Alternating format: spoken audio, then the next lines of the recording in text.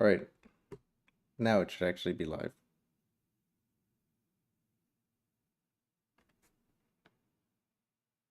Let me just double check.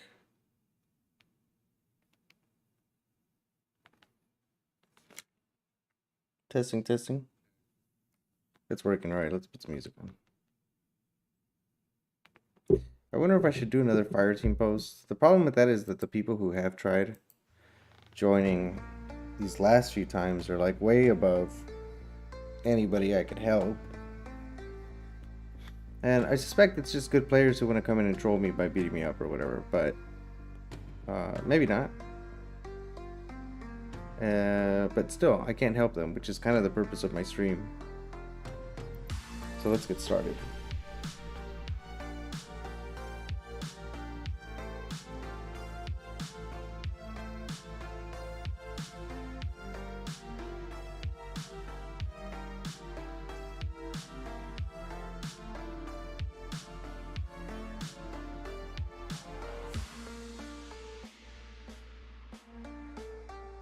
Oh, I forgot to put my overlay on.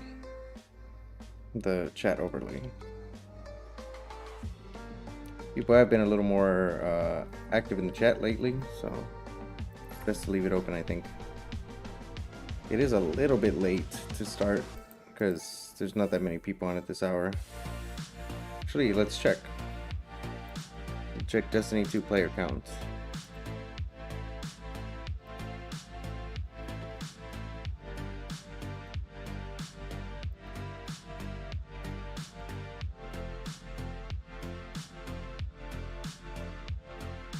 It's a little bit higher today than it was yesterday at this time, I think. What time is it showing right here? 11 o'clock. Let's see what 11 o'clock. 48,000. Today it's 55 or 50,000.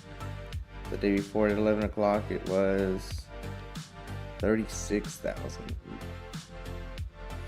So yeah, player count's a little bit better, I think.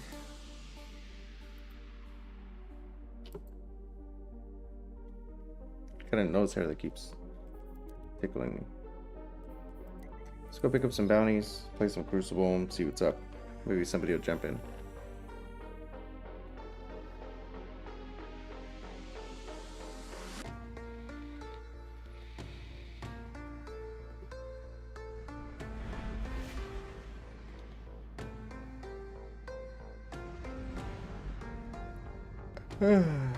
Tired today. I meant to jump on earlier, but I had some stuff come up and then I just wasn't feeling so well. It's like lingering COVID or something. Do I have engrams to turn in? Let's see what we've got. I don't, thankfully.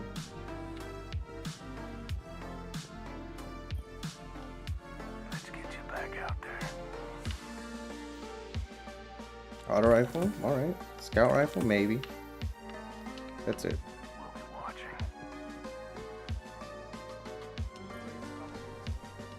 What am I going to the vault for?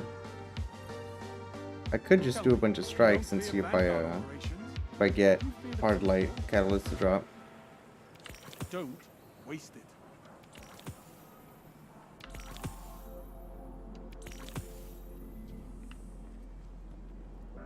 Is there any Eververse stuff that's cool right now? Let's take a look. Water gun? I don't care that you have strikes to get to. No fair.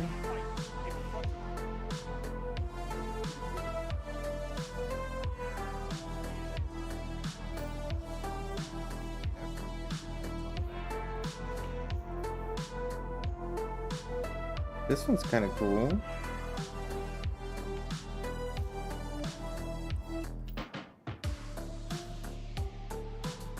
$2,500. We'll take it.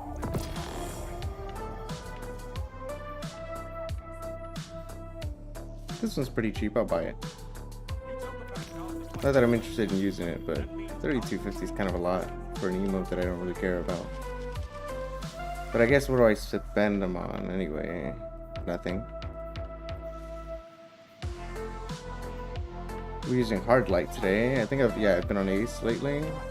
I'm gonna switch to hard light and practice.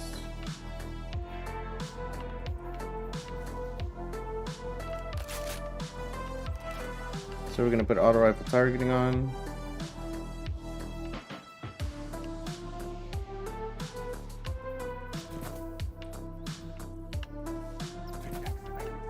And then we'll put auto rifle loader as well as overload. It already has pretty good reload speed anyway. That loader helps a little bit. Look at this. This one thankfully is giving up a little bit of resilience to the other two in mobility and recovery. This one is not, but it is a 65 instead. You can't concentrate when I'm yelling. Shucks. He's got a real silly voice, that guy. What kind of garbage do I have in here? Hi there.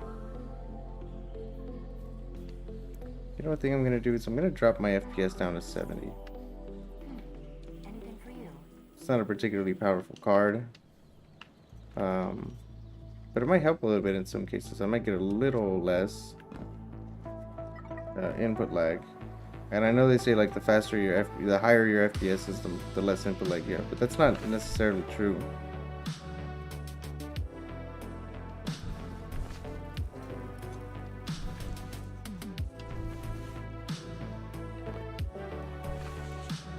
And I think I already bought that thing from Zur, the random exotic, but I'll buy another one from him right now. We'll see what we get, and then I'll get the cipher quest.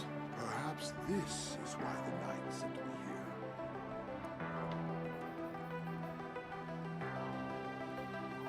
Quick draw elemental is cool. They said this one's good, this grid skipper. Or was it not that one? Is this the one that keeps changing? It does have ricochet, which is cool.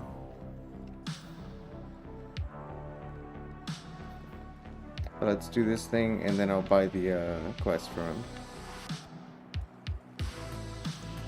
Let me just make sure. Yeah, recover your armor. Hopefully we get a foe tracer. An exchange. We did not. I want another one of these. It is yours. Alright. Do not go looking for the knight. They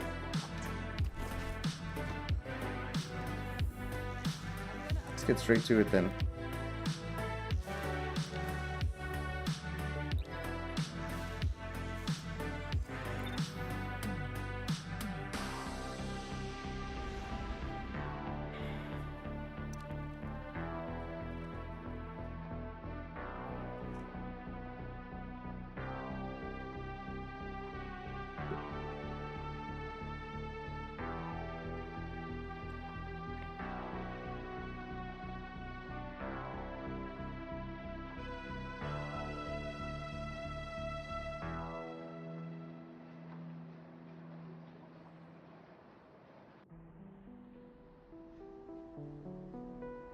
Feel a little bit scummy because I told people I'd be on today. I told Zero I'd be on today. I told the viewers yesterday I was going to be on today. And then I wasn't able to be on until now.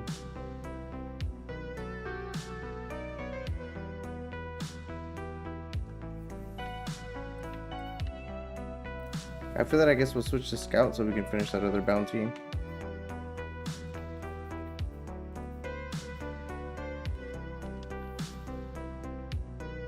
Hey, what's going on?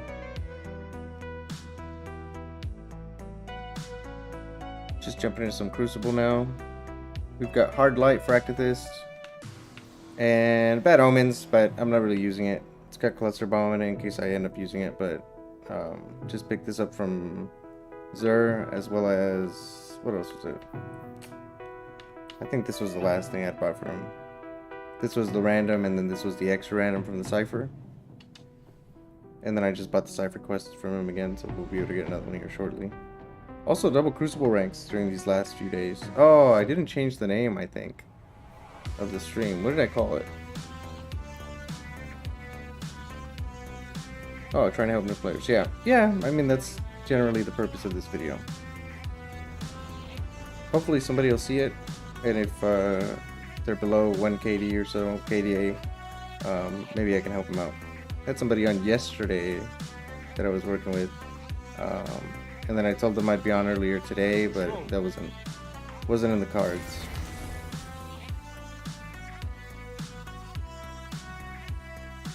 I guess I could invite some of these guys. What's up with everybody using Tsu as the clan? I know you can fight, but can you hold territory? That's what that little smiley face looking thing is called. It's Tsu.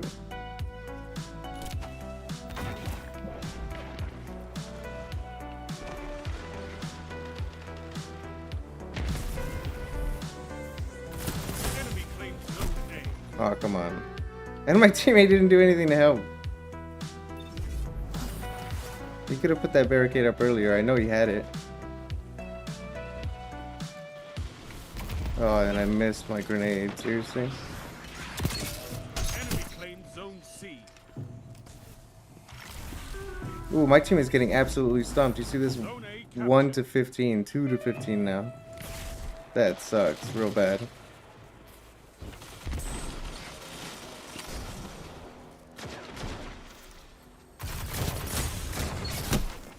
Oh, that's the guy that I had just killed. Oof. Enemy claimed zone B. This match was over before it even started.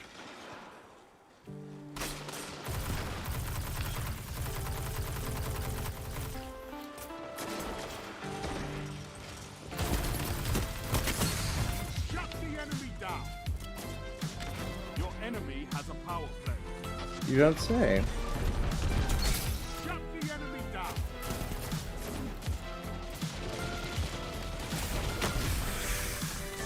What can stop you if you fight together? Nothing. Yikes. The guy knew I was coming, jumped over, destroyed me. 8 to 57? This is ridiculous. Yeah, sure. Look at this. You see this match? This is totally lopsided. Let's see, is this guy gonna come through here? I'll hear the smoke if he does. Yikes. Zone B captured.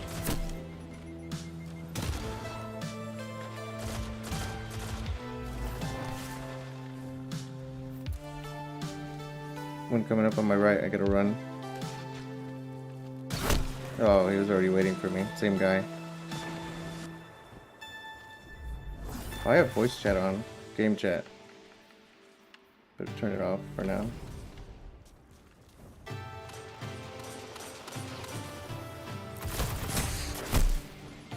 Zone B. Jade Rabbit. It's a power play. Get Hmm. those zones back. What a surprise, right? Zone C captured.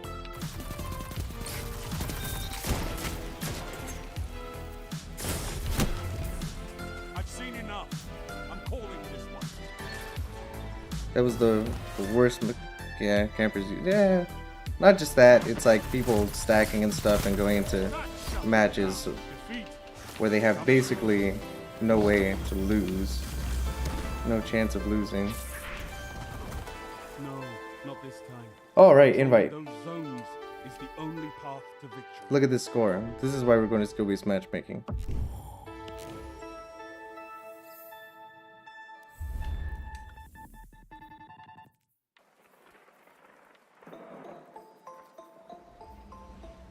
I don't see you. You're not in at the moment. There you are.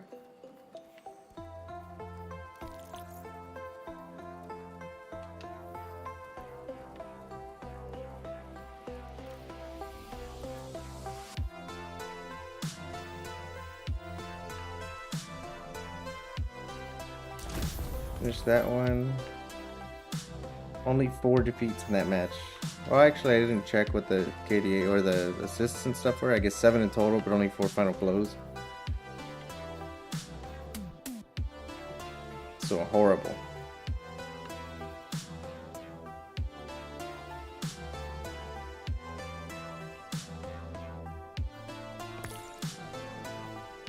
And then it looks like these two guys don't have a clan at all, and they might be kind of new.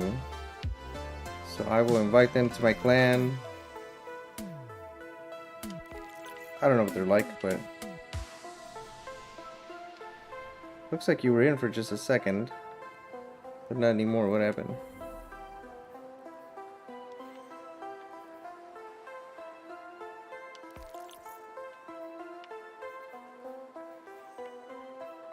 Oh, I might have to join you, huh?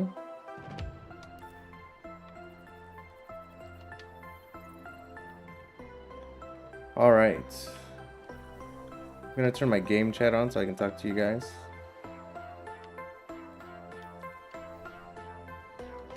It says I'm able to join. Hey, what's going on? What up, man? How's it going? Pretty good, pretty good. I feel like my music's a little too loud. Either that or my voice chat volume is too down. Chat volume's all the way up, but it's a little you know quiet. me from somewhere? What's that? Do you know me from somewhere? I don't think so. I've been in your voice chat at one point in time. You were in my voice chat. When was this? When was this that you were in my voice chat? Oh no, I don't know, dude. I thought that's what you said. I was trying to remember. I thought that's what you. I was in there. I thought that's what you told me. Oh no! I was trying to turn the voice chat Yeah. up because I had music playing and I was like, the voice chat's kind of quiet. Oh. All right. Okay, I got you. Let's get into some. We'll do Rumble. I wanted to see you guys fight it out because it says your friend said that you could use a little bit of tips and stuff. I'm not excellent, but I do okay. I'm a 1.45 right now. I kind of struggle with football, honestly. Yeah, I mean it's real sweaty in there these days, man. There's like nothing but super sweaty. like nothing but hardcore players left. Like everybody's dropped out by now. So let's see. I just put it to just Rumble. randoms now? 10 minutes. Bannerfall. You got hold on. Your friend wants Bannerfall. Okay, and then we'll do 10 minutes, 20 points, and 1 second respawn. All right, so I'll launch it, and then I guess you guys fight it out, and then I'll try to keep an eye out, just kind of spectate and see what's going on. Sound good? Yeah.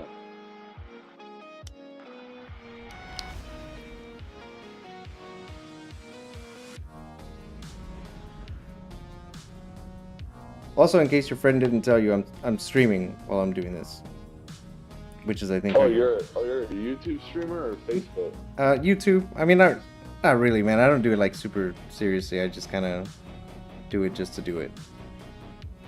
Oh, like do it for fun? Yeah, I don't have like a big following or anything. I think I've only got like 140 subscribers or something like that.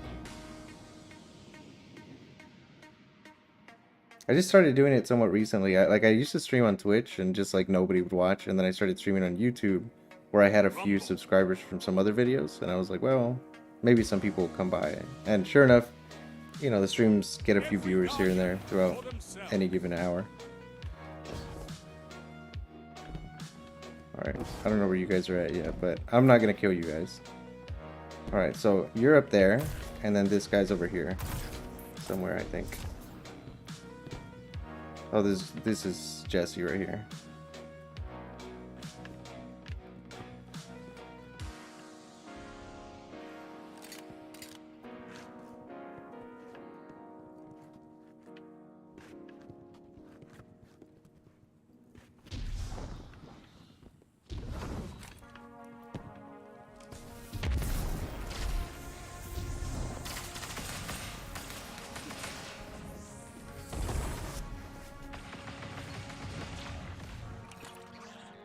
I totally missed it.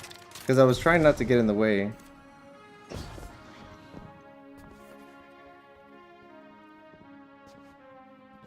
Where are you going to spawn at? Probably over there somewhere.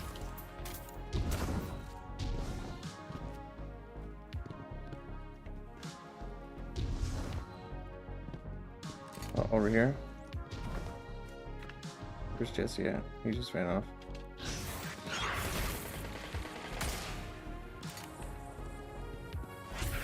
see it. Let's see it.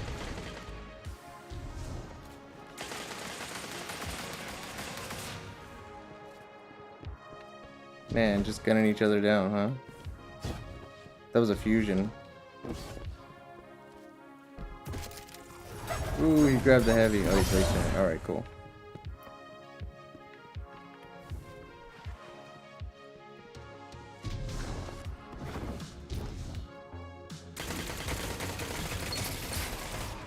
Nice.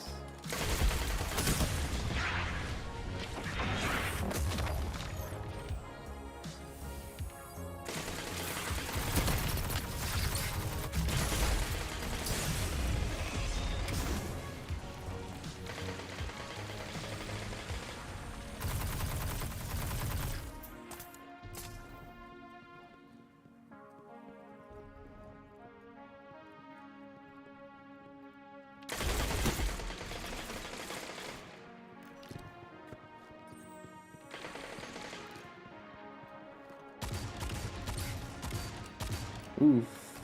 A little too much height there. Would have been better to maybe like just jump to this cover. Or realistically maybe slide from here. This way. Good job killing him.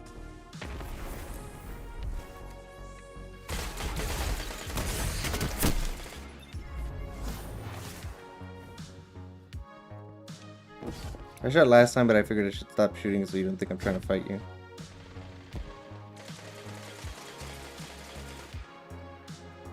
Ooh, killed Jesse. Nice.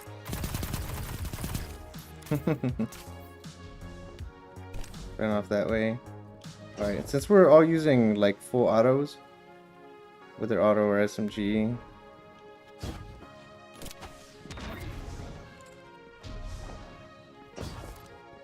I did put a smoke there. Hahaha.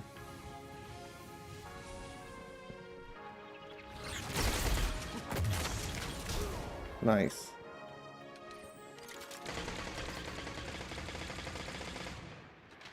I don't hear you walking. Let's see where you're at. Back there.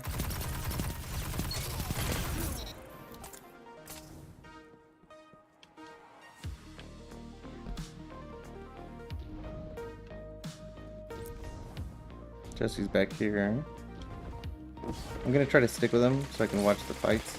Nice.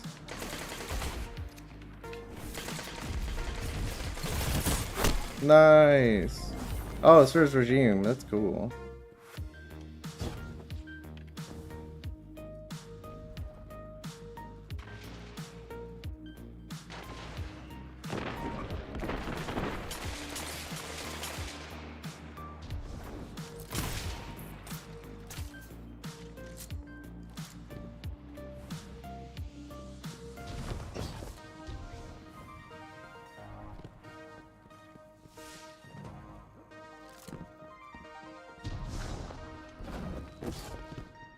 Let's see. 5 minutes. Ooh, Jesse stayed out a little bit too long. There's a rift there. I shouldn't fight that, but I'm gonna try anyway. Yikes. Vortex. Gonna move out this way. Nice, Nova Bomb.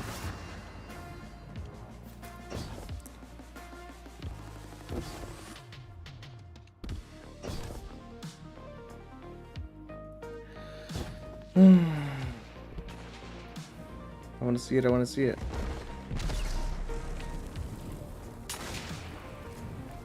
He's got a well. Good idea to back up from the well. Jesse's already one. Not one. No shield. Oh, he already killed. Wait. Oh, over there.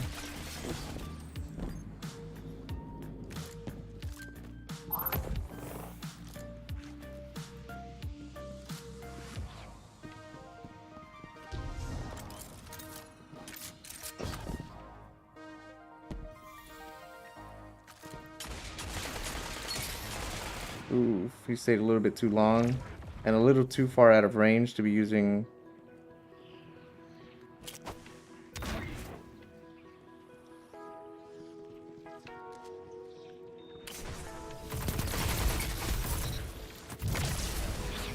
The child.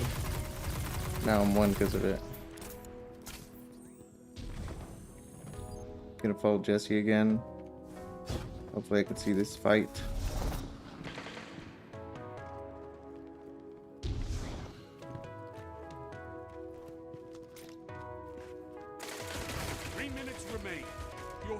Ooh, man. That one was crazy.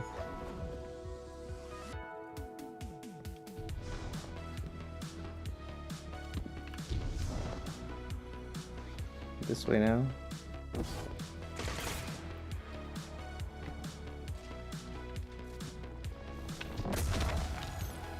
Melee up there. I'm gonna miss it. Oh, I missed it. Oh, the sword. He cheesed you.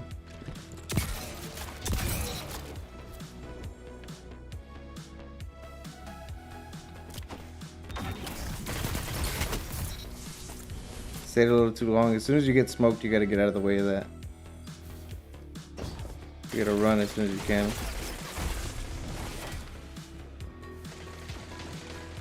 Oh, Tyrell, hey, what's up?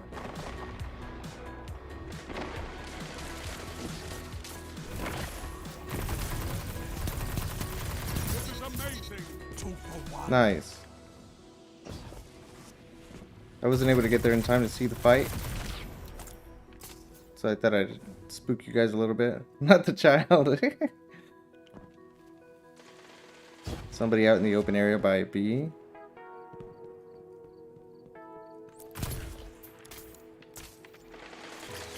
Oh, I shot you first. I shouldn't have done that.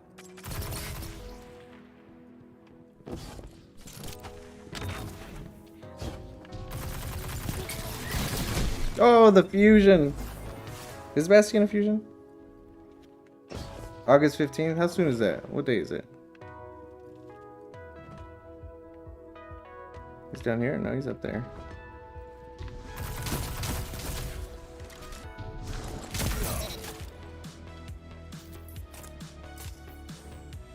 Remains. You're in 3rd. Let's see. I'll try to have a one-on-one with him. Oh, yikes! I didn't expect him to just walk out into the open like that.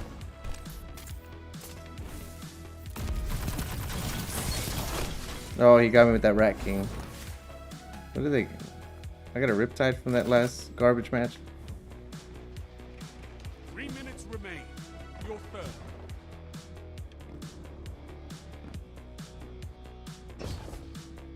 I saw him up there. This guy's on the left.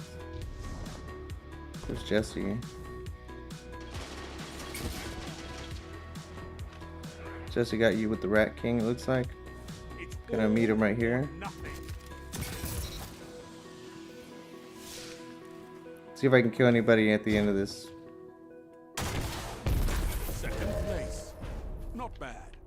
Not bad at all. Yikes. Ambitious assassin. Wow. Yeah, I cheesed you a little bit there. Saw you grabbing the heavy and I was like, I'll just shoot him. Oh, I was just saying to Jesse that I saw him grabbing the heavy and I was thinking, man, I'll just shoot him real quick. Alright, so now I guess, man, it would be better to have voice chat on the entire time. That way we can talk while we're doing it, I guess. If you wanted to do Steam chat or Discord or whatever. Otherwise, I can make them shorter. That way we can talk about it a little bit more at the end. It's up to you. Yeah, either way is fine with me. I have a Discord with Jesse. But me and him just usually text on there. I try to do voice calls, but I don't know, I can never hear him. Oh, that sucks. Yeah, no, I've had some sort of buggy problems with Discord like that too. Are you on Steam? Am I who? Are you on Steam? Steam? PC? Oh no, I'm on PlayStation. Oh, you're on PlayStation? Yeah, PS4 or PS5? console. PS4. PS4. What is your sensitivity setting? My what? Your sensitivity setting for the Oh aim? yeah, hold on. Yeah, one sec. My look sensitivity is a 9. My ADS is like a 1.2. Okay. Okay. I mean, you're hitting your shots, so I don't. Yeah, I don't think it's a problem. I was just curious. Is there a specific way that you have arranged your stats? Because I'm looking at them right now. Oh, like my armor? Yeah, like recovery, resilience, mobility. Um, my work. Been playing with my hunter Mm-hmm. a lot. So my hunter's like 15, 83, 84. I just started working on my warlock, trying to get him leveled up to 80. Mm-hmm. And my warlock was like a 13 or 1400 something. So I started playing with him, and I was a hunter main for a while. Yeah, that's what I've been on the whole time, pretty much.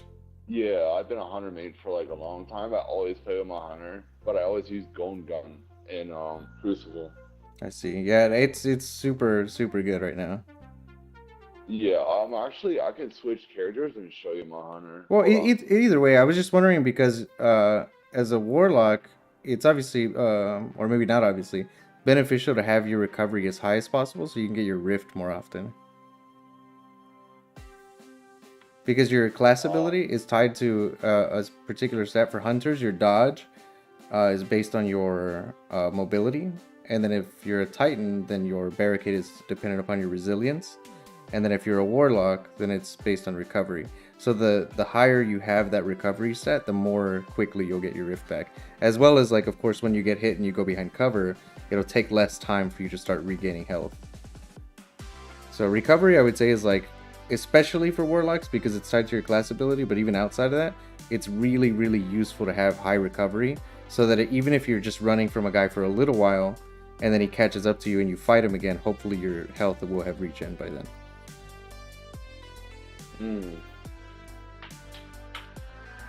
Because the other ones, although they are important, and I see you're not using a stat boost on 2 of them. Let's see what you got here. +5 recovery, +10 resilience, and +5 intellect. Another thing about that, like, your intellect is at 59 right now, and you're spending +5 to get to 59 from 54. But the difference that a stat makes is not evident until you get to a multiple of 10. So, for example, 50 is the same as 59. So that +5 intellect right now isn't helping you. But if you could get it past to 60 or above, then it would make a difference. Oh. So do you think my intellect should be higher? My recovery should be a lot higher than my intellect, right? Your recovery should be the highest, and then, like, intellect has diminishing returns past, like, tier 7. So up to tier 7, the time reduction for a super every step of the way is pretty big. And then from like 7 to 8 or 8 to 9 or 9 to 10 is only 3% time difference from then on, which is not much. But before that, it's like as much as like 12% for every 10 points. Time reduction. So it's a pretty big deal getting all the way up to 7, and then beyond 7 it like doesn't make too much of a difference. But your recovery does make a big difference in like how much time it takes before health starts coming back, how quickly it recovers or fills up at once it starts, and then also, of course, how often you get your rift if you're a warlock. But I would say that's like the most important stat in all of PvP is recovery. If you're playing a lot of PvE stuff, then resilience also makes a big difference because your damage resistance is tied to resilience now. So it's sort of like having more HP as opposed to just the little bit of shield boost, because it's like tier 10 gives you 10% extra shield or whatever, but it also gives you a lot more damage resistance. But I would say in PvP, that doesn't make a difference. It doesn't apply. So in PvP, recovery is probably the biggest thing, and then like whatever other things you rely on the most. Do you rely on your super a lot, your melee a lot, or your grenade a lot? And in that case, like, I put the points where I you need them. noticed that when I play Crucible, I kind of rely on that little ball that my Warlock does, that little boom ball thing. Mm-hmm. 'Cause I did that once. I used that in PvP, and then I'll shoot them with that auto rifle I was using. You're using the Suros, right? That saved my life one time. This hunter challenged me, and I hit him with that ball, and I shot with the AR, and it saved my life, bro. I was like, damn. Yeah, it for sure. Like, it makes a big difference. Like when I saw one time you floated from like the top of what is that, C or A, and you were fighting against Jesse. Jesse was on the bottom, like at middle, where heavy usually spawns in PvP. Yeah, he was. And then you jumped down, but you floated, which is why he was able to get all his shots off on you. So instead of jumping and floating from that point, hey, what's up, Psycho? Psycho just jumped into the stream. I would recommend from there, like, sprinting and then maybe sliding off of the edge. That way he couldn't shoot you from where he was, and then you could get behind the barricade a little bit sooner. When you're floating through the air, anybody who's got pretty good aim is kind of got like free shots at you. And even if you're firing back, the airborne effectiveness is a little bit weaker than if you're on the floor. So even if you aim perfectly, there's a chance your bullets will miss while you're in the air. Really? Yeah, and that's even true on the floor. There's a little bit of variability. Like I don't know if you've noticed with a hand cannon, if you shoot your shots as fast as possible, especially with like 140s, sometimes the first shot will be accurate and the second shot might not. And the more you do that repeatedly, like if you fast fire them, the second shot will be worse than the first, and the third shot will be worse than the second, and then it'll probably level out to like about that much. It won't get worse and worse and worse, but the first three will see a difference. But yeah, if you're fighting in the air, unless you have Icarus mod on your weapon, which goes in the last slot, it's the empty mod socket. There you can put mods on. One of them you can put on as targeting adjuster to give you a little more aim assist, which is very useful. And the other one is Icarus, where if you're doing a lot of shooting from the air, it'll help with your airborne accuracy. And then I would say the other big thing I would recommend is using a targeting mod on your helmet. It does, like, the first one makes a pretty significant difference, a difference that I would say I can feel, and then the second one makes less of a difference, but the first one does make a difference, and depending on the weapon, it costs a certain amount of energy. Like I have on mine, I'm using auto rifle right now, and it costs 2 energy for auto rifle targeting.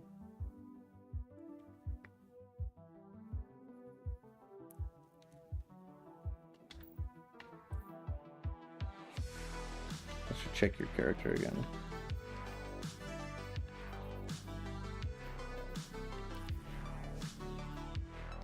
And then on your ghost, you have it at 10 energy, but you're not using any mods currently. One you can put on is like XP boost is obviously great if you're like trying to bump up your seasonal light level boost. Or trying to get to like some of the seasonal rewards and stuff like that. The other ones that are good are Recovery Armorer, so that every time you get a piece of armor, it's guaranteed to have at least 10 recovery. And sometimes it'll have significantly more than that. And then in the last one, I think you can make it so that like if you're playing a certain activity, you'll get better or more frequent drops of whether it's a legendary or cores or prisms, stuff like that.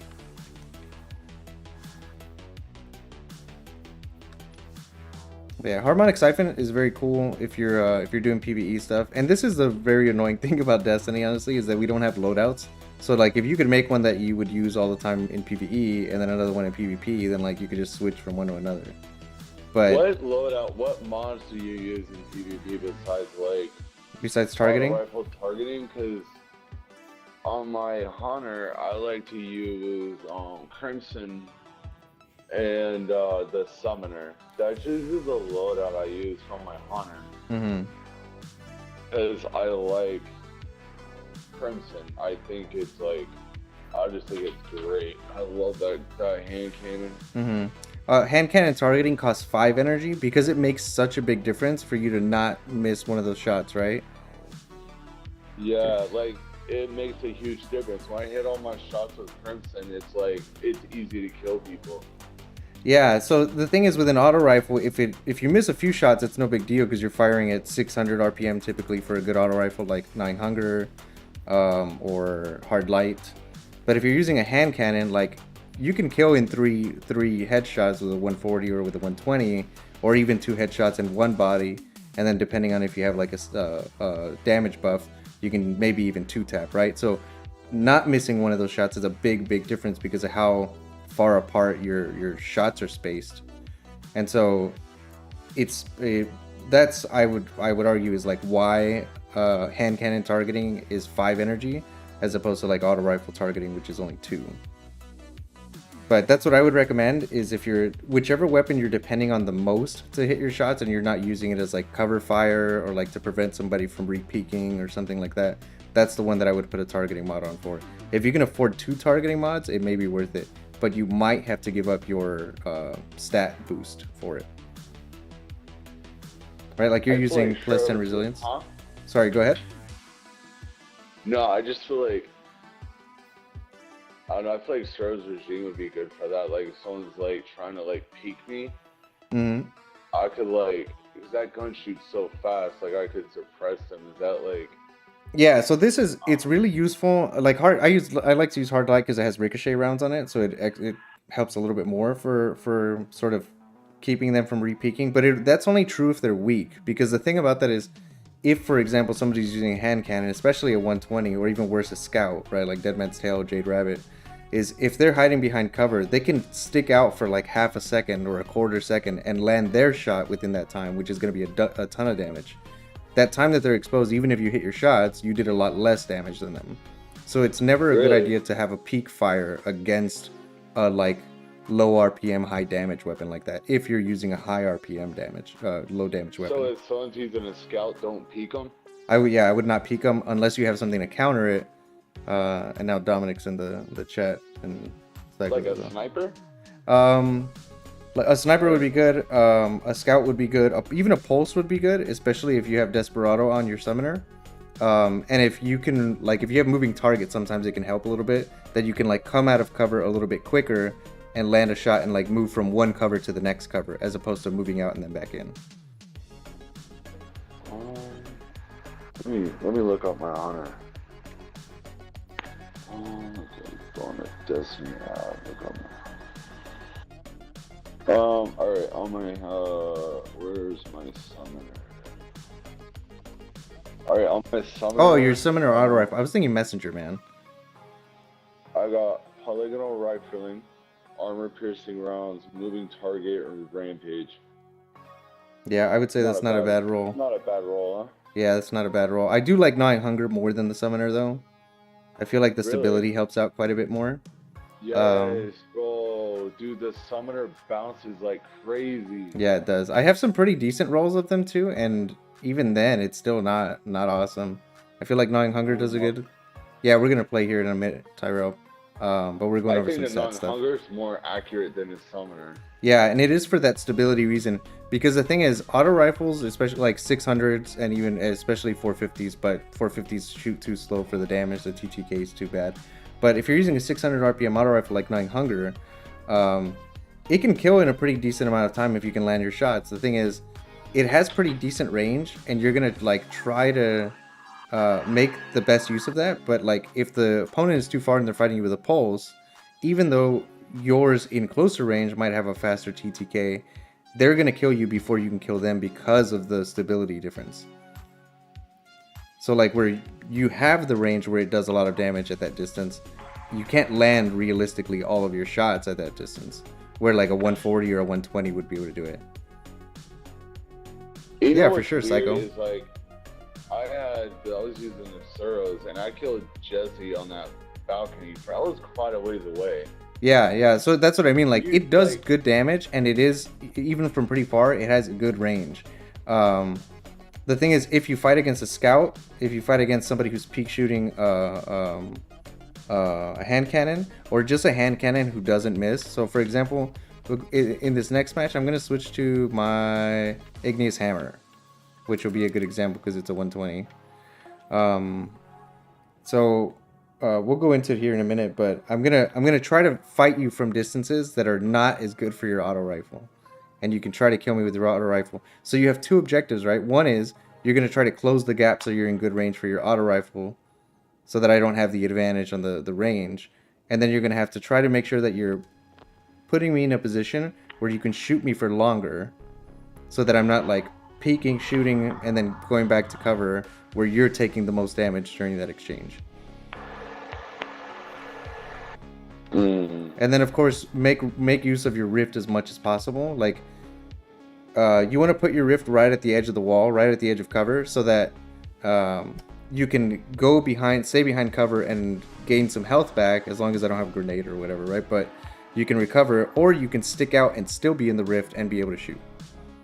That's kind of the objective. But of course, if I run because I see you're in a rift, then like you have two choices: when you stay there and wait, or you chase after me. But yeah, try to get into close enough range that it's good for the auto rifle, and then see if you can kill me while I'm using the igneous hammer. Sound good? Yeah. All right, so I'm gonna change it to 5 minutes. That way we can get back and chat a little bit more before we jump into another one. Sound good? Yeah. Cool. See you there.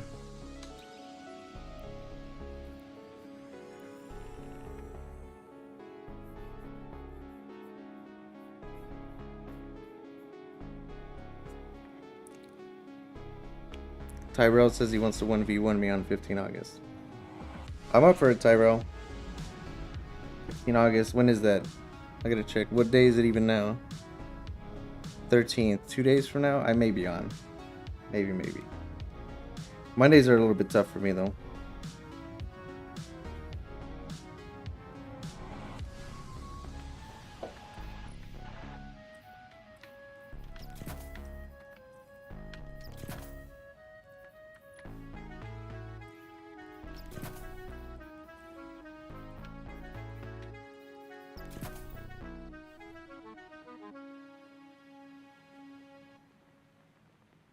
Rumble.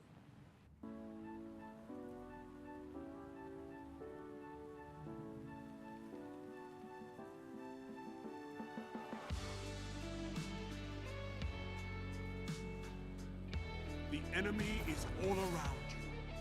Alright, so I've got my igneous hammer. Let's see if I can put my money where my mouth is, right? Someone's already out here. Moving up this way. There's one. Jesse's in here as well. He's gonna stick out here in a second.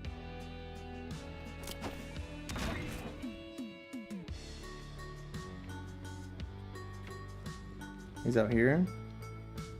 So he did not come this way. I gotta run. He's up top, so I'm safe for now. I'm gonna back up. Let's see if I can find a good spot to shoot him here. He's up in the doorway, I think. I can't stay for too long. Somebody will come to my right. It's gonna be right here. Good try with the pulse. Is he gonna jump off right here? No, he went inside.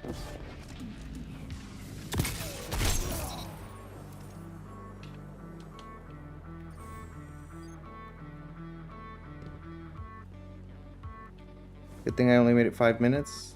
Spawning over here.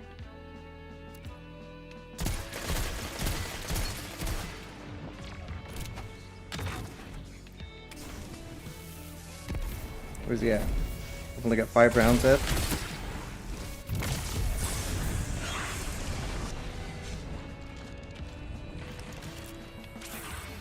I'm gonna back up, see if he comes to the opening. Hopefully Jesse doesn't come to my left.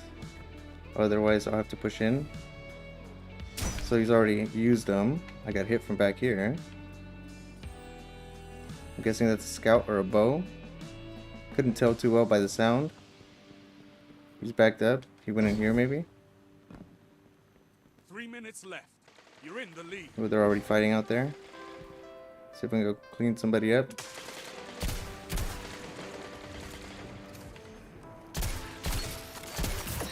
Double down. Now you're fighting with heart, Guardian.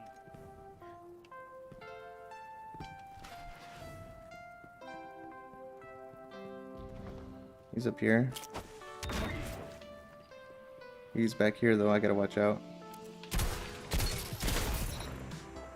All 3 shots.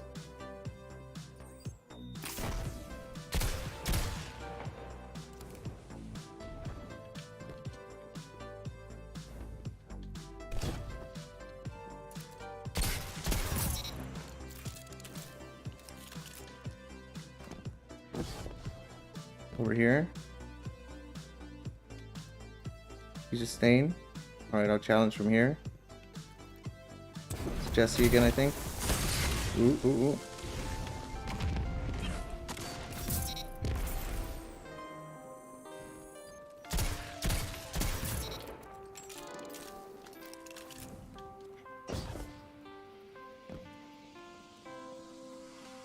Alright.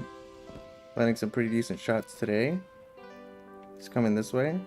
I could have crouched and hidden myself, but I wanted to come after me. Yikes. Got me that time, that gnawing hunger, man. I was a little too close. I should have played a little further there.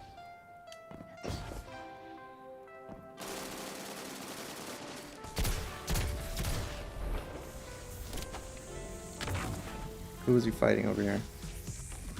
I'm guessing he thought it was me.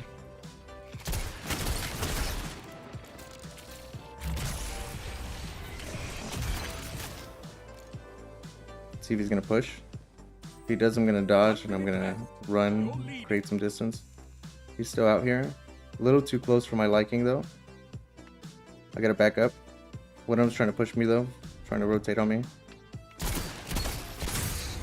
There's Jesse. I gotta back up so he can't see me right away. Hopefully he sticks out now. Yep.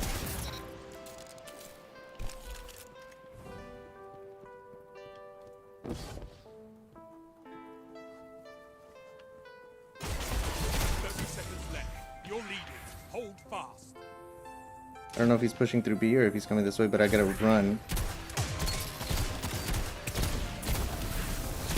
Yikes.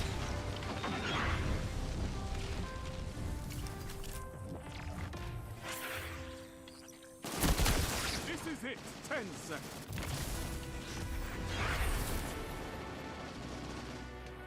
See if we can get him. Let's see if we can get there in time. Oh, I still died. That ripped, man. Don't do this outside the crucible. You've shown your might, Guardian. Well fought.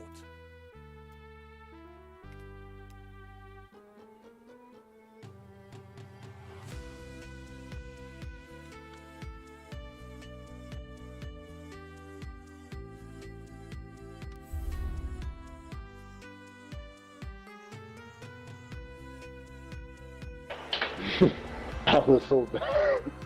No, man, like you saw, it was a difference of range. Like you saw where I tried to fight you at B near the water fountain. Yes. That like you destroyed me when that happened, right? Like I didn't have enough time to get out, and I tried to fight you there.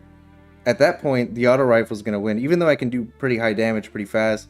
If I miss one shot, that's enough time for you to kill me, right? But like when I'm at far range, it's like it's hard for you to land your shots there because you're gonna shoot. If you shoot 10 bullets, you know, maybe 8 or 7 of them are gonna land. If I shoot 3 and I'm like careful enough, I'm gonna land all 3 of them. I noticed that when you're far away, it's harder to hit you. Mm-hmm. Yeah, so there's sort of an effective range of damage and also an effective range of aim, where like the aim assist comes into play a little bit because you're on controller. I also play on controller, which is why I know what you're going through a little bit. Even though I play on PC, but I play with a controller. But there's, yeah, depending on the zoom and the range of a weapon, the aim assist will be different. So it's sometimes like if I'm real close to you, you'll feel that it feels kind of like sticky, what's called reticle friction. So as like the reticle, the crosshair is dragging across an enemy, it'll slow down while it's on the enemy. And it'll even like try to gravitate towards them a little bit. Where I'm sure you've seen in PvE where like you're trying to aim at something at a distance and some enemy runs across your screen and it like drags your aim with it. I've noticed that when someone like, when I'm doing PvE or PvP, someone runs, I try to quickly track them, but it's like dragging. I'm like, why the hell is it so slow? So that's why it's like, when it's like right around them, it slows down. So actually it's kind of easy to swipe shoot, which is what I like to do with hand cannons a lot, is like I swipe from left to right or right to left or whatever, and then I kind of time the shot to be right on them. Because it slows down when it is on them, it gives me kind of a big window to land my shot. The thing is, when you're using an auto rifle, it doesn't quite work the same way as when you're doing hand cannons, because you're doing single shots with a hand cannon. But even then, like, to not waste your early shots, you can like drag it while you're aiming, as long as you're pretty close to them already, and then as soon as you think it's going to be on them, start shooting then. And then, like I said, if you're within close enough range, the aim assist will be a lot stronger.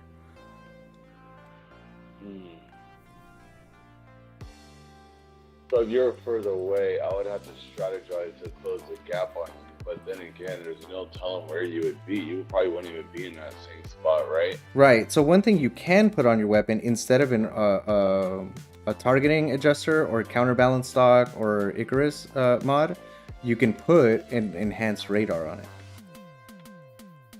Really? What is that? It's called Radar Booster. It also goes in the mod socket for the weapon, and it slightly increases the range at which radar detects enemies. So whenever you see a radar ping, right, like there's the red on the radar, that shows you like generally the direction that they're in, and then if it's like on the outer edge of the radar, that means they're far. If it's like mid-range of the radar, that means they're pretty close to you. And then once it's like right on top of you, that means obviously they're right on top of you. They're within like, I don't know, 3 meters at that point, or like 10 feet. Like shotgun range at that point. But yeah, that tells you generally which direction they're in, as well as how far they are. And one other thing about the radar is, if it's a solid red, that means you guys are at the same elevation.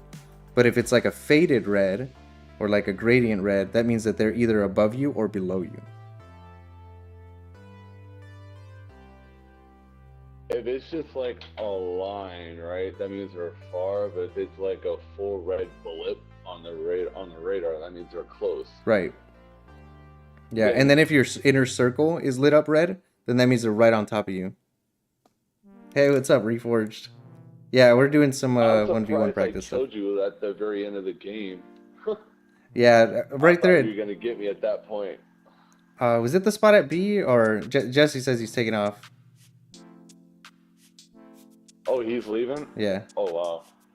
Yeah, I'm guessing he's busy or something. Or just because we're like spending a lot of time talking and sitting around or whatever. But we'll see you later then, Jesse. Thanks for coming by. Oh, he's gonna sleep, he says.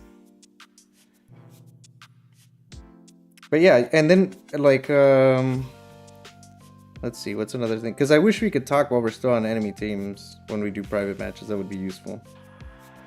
That would be useful. I was hoping we could still talk, but I don't know if the game lets you do that.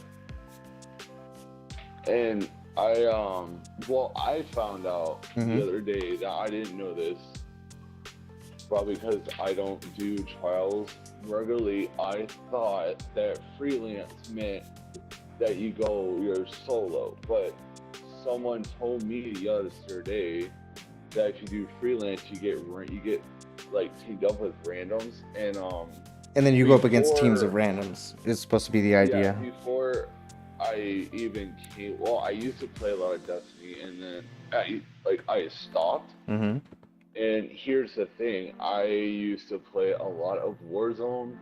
I used to play a lot of Vanguard. My KD in Vanguard was over 1.3. So like me coming from Vanguard and the Master Small, I'm used to like, and playing Warzone, I like to rush people. That's all I did when I played Vanguard.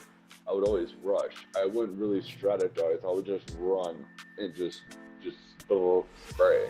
Yeah, I think that's what separates Destiny 2 from like competitive PvP games, is that there's so much, not just build crafting in it, but like effective range and strategy to it because of that. Because you're kind of pigeonholed depending on what kind of weapon you use. Like I said, it's like a bad idea to challenge a scout rifle unless you have something that shoots that long of range. Sniper, also a scout, or a pulse rifle, or a 120 hand cannon. Pretty much are your, I guess a bow, are kind of your only options at that point. And if none of those options are available, then that means like don't fight that person at that range. You know, where like in other games, if you're a good enough player, you can kind of make up for it. In Destiny, it's like, man, sometimes if I'm using my 140 hand cannon and I headshot somebody from a distance, that thing will do like 20 damage instead of 80. Sometimes, like, I get overzealous and I feel confident enough that I can actually kill the guy if he's far, because I feel like I'm not good enough with a gun. And you know what I mean? Mm-hmm. Yeah, Sometimes you I kind of get like you kind of know yourself, and you like if you run into yeah, an enemy a few like I times. feel like I could kill him, but and then they end up killing me. I'm like, how the fuck, dude? Yeah, and it's likely because of that. A couple of things. One is either theirs is doing more of their full damage than yours is at that range, and the other thing is the stability and of course the aim assist. Because even though there's no reticle friction on mouse and keyboard, like if you play against some PC guys, there's still aim assist in the sense that like there's bullet magnetism in this game. So if you aim it pretty close to them, it'll still hit them, and that's true even on mouse and keyboard. So even though like the controller has the added advantage of reticle friction where like it slows down when you're on them to make it a little bit easier to aim, mouse and keyboard is easier to aim, um, but that bullet magnetism is still there. I mean, like obviously mouse and keyboard takes a lot of skill to develop with your mouse and stuff, but to be precise with it, I think is a little bit easier than to do it with a right analog. Do you think me coming from COD to Destiny and not just playing Destiny like as my main game kind of messed me up? Well, Coming how from do Vanguard to Destiny? do you play those other games now still? I used to play Vanguard heavy and then I stopped playing it. And I used to play Warzone, but I haven't played Vanguard in a while. I stopped and as I got bored and I just came to Destiny. Mm-hmm. But I just re-downloaded it yesterday. I was thinking about getting back into COD and then come back and play this. Mm-hmm. I would But I say don't it know does if definitely throw you off. I play um Warzone a little bit. Not much, but I do play Warzone. But whenever I jump back into Destiny from anything else, it does feel weird. It's definitely very weird. so. Um, If you go play COD and then go play PvP, is your aim off or is it like a yeah, it distance is. It is. there? It is because I end up going like when I'm aiming. Say if I'm swiping right to left on an enemy, I swipe a little bit past them because I'm like instinctively, like reflexively, I'm expecting the reticle friction, and so I end up moving it a little bit past them because it doesn't slow down. But then, like once I get in tune with it a little bit, I play like a few matches, then I kind of do okay. The other thing is like, I don't know, getting used to like a map and where somebody probably would be. Like if you were I don't think you were watching the video, but if you were watching the video, I was like guessing where you guys were. I was talking about like I think he's gonna be up here. He's probably gonna push through this door. Oh no, looks like he's going around, so he's probably gonna meet me right here. And then as soon as you guys would come out, I would just shoot you immediately. And it's a little bit Yo, of map knowledge and a little bit of like mm, knowing where are good spots to be when engaging somebody that's coming from any particular area. so you're basically you gotta basically anticipate them to be somewhere you think they would be. Right. And the thing is like people can outplay each other in that way, and that like if I put a smoke bomb somewhere and I'm right on top of it where like I threw it right in front of myself. Um hey, what's up, Malachi? We're just talking about some PvP stuff and we're gonna jump into another private here in a minute. But yeah, I'm like anticipating where you're going to be, and I'm trying to position myself so that I have cover and I have an escape route. So that like if you hit me, I can get into cover and I can run.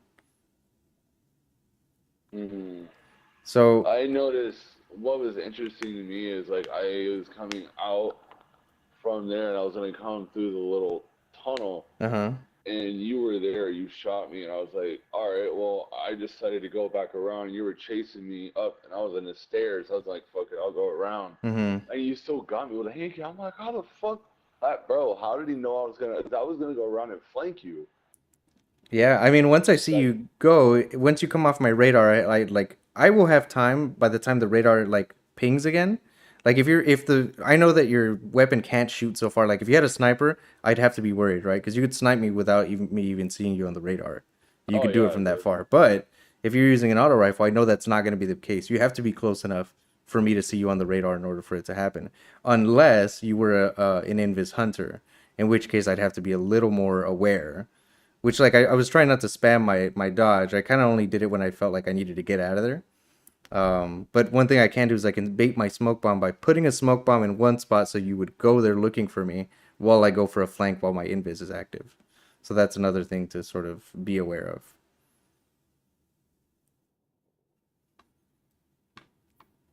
I go invis sometimes in PvP and people still see me. I'm like, Bungie, what was the point of putting that in the game? Yeah, I mean it's for the radar, mostly for the radar. It makes it a little bit harder to see them. Like if you know that they just went invis behind where they were like seeking cover, right? Then like you hear the invis like activation sound, and you expect them to come out of there. So you keep an eye on it, and once you see like that sort of wavy transparency, you know that's them. But it's like a little bit harder to hit a headshot maybe. And but your aim assist still works even while they're invis, and as long as you're expecting them to be there, then you'll be okay typically. Do you mind if I change my hunter? That's fine. That's fine. I'll wait for you here. Actually, let me add you just in case, because I have fire team to invite only right now, so I'll add you and then I'll send you an invite and then you can accept it after you're done changing character, in case it kicks you out of the fire team.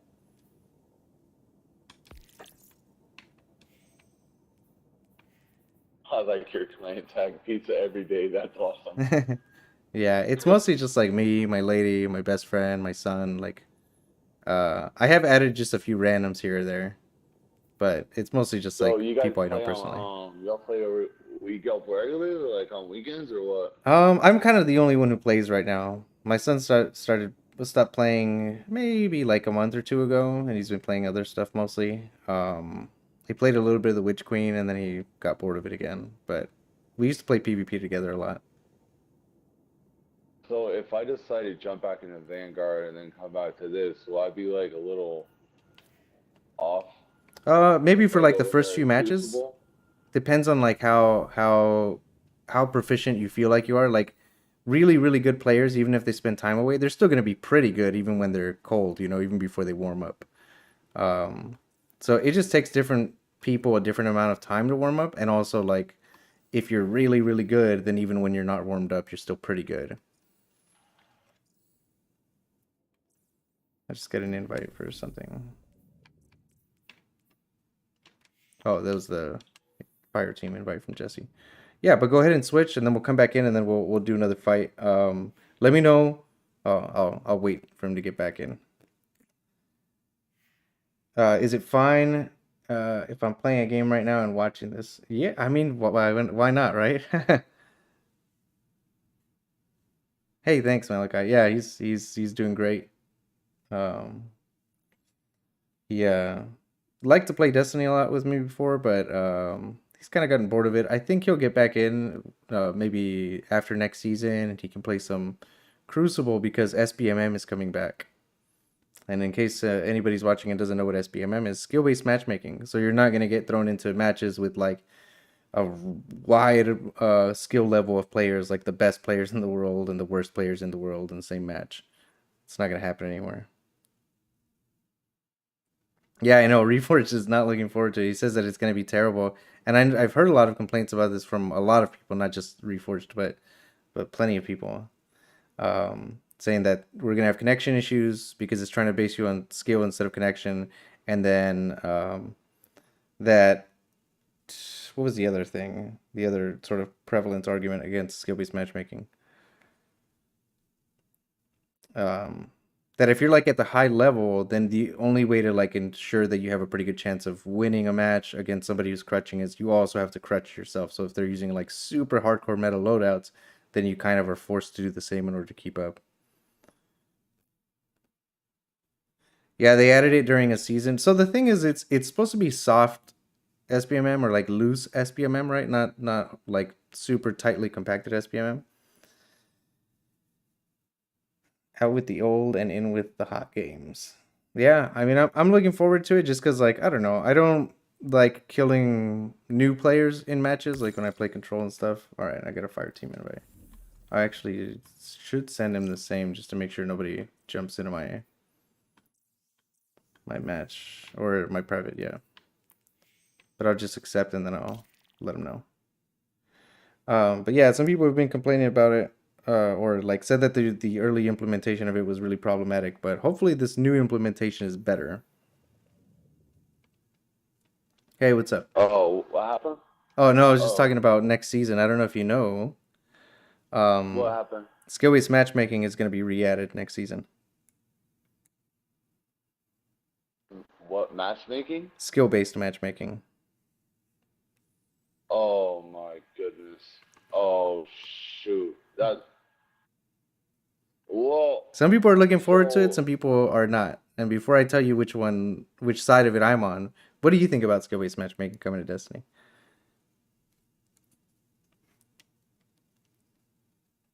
is that where like you get super good, then you start playing sweats, right? Yes. So is Warzone like that?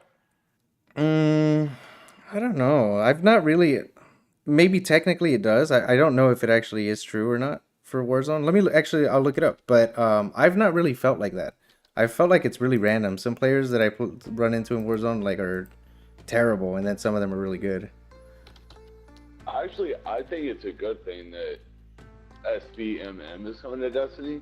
Because like you play really good people, that then you get better. You know what I mean? You can hang with like sweats and tryhards. I think it's a good thing. Because don't you get? Isn't that how you get better? Some people argue not. You know, some people say that the only way you get better is by playing better people. But my argument to that is that if you're playing people who can just destroy you, like when I was hitting you with my hand cannon, like my spacing is a little bit better optimized, my loadout's a little bit better optimized. I'm like using my range a little more effectively. I'm keeping a better eye on my radar. As soon as you come out, right, it's kind of like a lost fight at that point. And like I would say your skill difference and my skill difference aren't really that big.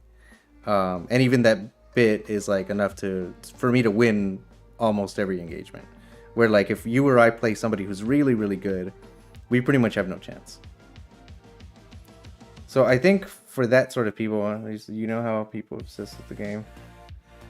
And they just randomly get bored and they start playing.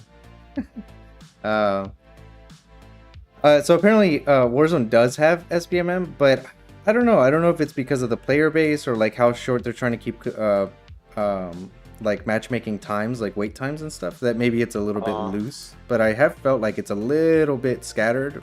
Some pretty good players and some not so good players every time I play. So it might be a little bit loose SBMM, not tight SBMM where like everybody's practically at the same level.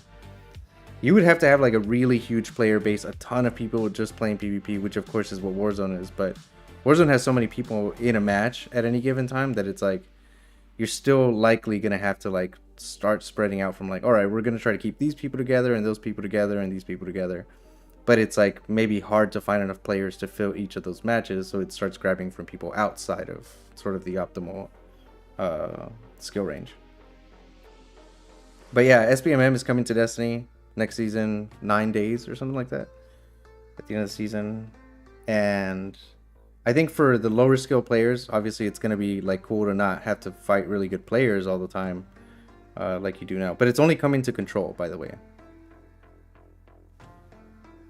So like, what if I play like low level players and I get super good in that like bracket? Do I move up to tryhards automatically? No. So they said that you're gonna have like everybody's gonna have like a skill rating that they're not gonna show anybody what anybody's skill rating is, but everybody's gonna have a skill rating based on a lot of different factors. Your accuracy, your kill to death, your assists, your the way that you engage in like when you start a fight with somebody, the way that you enter engagements and stuff. And it's gonna like every single match, it's gonna try to tweak your score a little bit, but it also has what's called a confidence rating for that particular skill. Like if it says we have a relatively moderate confidence that this person is about 500 out of 2,000 skill points.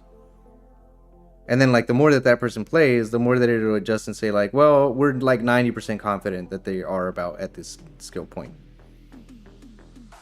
But it's supposed to be sort of loose in that like it's going to try to find people who are pretty close, but then also within those people who are pretty close, try to find the best connections between them so you don't have a bunch of laggy players. And then if the matchmaking is taking too long, it'll grab some people from outside of that. So next season is going to kind of be like COD-ish, right? Yeah, I think a little more similar to that, because I'm like you said, when you play Destiny PvP, like what are the people like that you fight in there? next season, if I play Vanguard and then come back to this, then I won't be so weirded out if I come back from COD to play this, right? Well, the thing is, the way that it plays, right? comfortable? The way that it plays and aim assist and abilities and all that stuff will still be true. But the thing is, if you come from those and you come back to Destiny, especially if you're doing that all the time, so you're kind of always warming up, you'll eventually get fit into like a sort of a skill tier. But it's not tier based. It's not like everybody in bronze 3 fights bronze 3s only. Everybody in gold 1s only fights gold 1s. Like, it's not like that. It's just like from 1 to 2,000 are all the skill points. 2,000 being like the best player in the world, and then 1 being the worst player in the world. But it's gonna try to fit people close enough so that the skill difference in a match from like worst to best player is about 250 points. So that's not too big, but they did say that 200 points is enough to say like the better player wins 75% of fights. So the best player to the worst player will win about 80% of their fights in any given match. But because not everybody's going to be at like that on the high end on your opposing team, that means you stand a pretty good chance of running into somebody pretty similar in skill to you. And the way it currently is right now is that there is a spread in, I can't remember if they said like 65% of matches or something like that, that the skill point difference is at least 900 points. Where they said that 600 points is enough to say that the worst player of the two, like if one person is 600 points above the other, there is virtually no way for the worst player of those two to win a fight against the other. So that's kind of where it stands right now, is if you're the worst player in the match, there's virtually no way you can beat like the top, especially the top player on the other team, but even maybe the top 2 or the top 3. Like every single time you run into them and try to fight them, you'll die. That's kind of the way it is right now, based on the skill points. But they're going to try to shorten that to 250 so that you're within like an 80% chance from worst player to best player of like 80 to 20% chance of who wins that fight between those two. And then like, of course, if the average then is like 125, then your chances of winning that fight, if you're the worst of the two players, is probably about 40%, which is not bad. Wow, that's not bad at all though. Right. So the thing that one of the things that people don't like about that is they say that people are not going to improve, right? Like you have to play against better players to see like good skills and good sort of tactics, which the tactics part I would say is true, but you can kind of watch any good streamer and sort of see what they're doing, and like if they narrate it and stuff, you can sort of learn a little bit from that and then go try to play it in your own game. But if you play against somebody who you absolutely can't beat and you just die every time you stick out, you can't learn that way either, I would argue.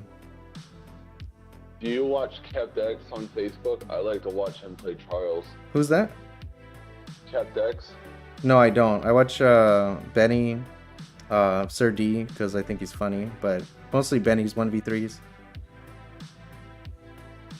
He does 1v3? He'll 1v3 people? Yeah, he does 1v3s in Trials a lot. He used to do it a lot, and he hasn't done it much lately, but he just put up a new one yesterday or the day before. Holy cow, he's that good? What does he use? He does different loadouts. He even does different characters. Jeez, man. Yeah, that's what I mean. Like, some people are so good that they can win a 1v3 in Trials. And that's hard, man. If you die once, the match is over. The round is over, right? And you lose 5 rounds, it's over. So you have to get, at a minimum, to kill all 3 players, all 5 rounds, 15 kills, without dying 5 times. Right? Like, that's hard. Really hard. I can barely win Trials matches. I would say, like, when it's freelance or when there's more people playing, I've got like a 50-50 shot. And then when it's like the player base is kind of low and there are a lot of good players in there, or I go up against a lot of 3 stacks, or there's no freelance, then, because I'm always a solo player, then I've got like a 30% chance of winning, which is not great.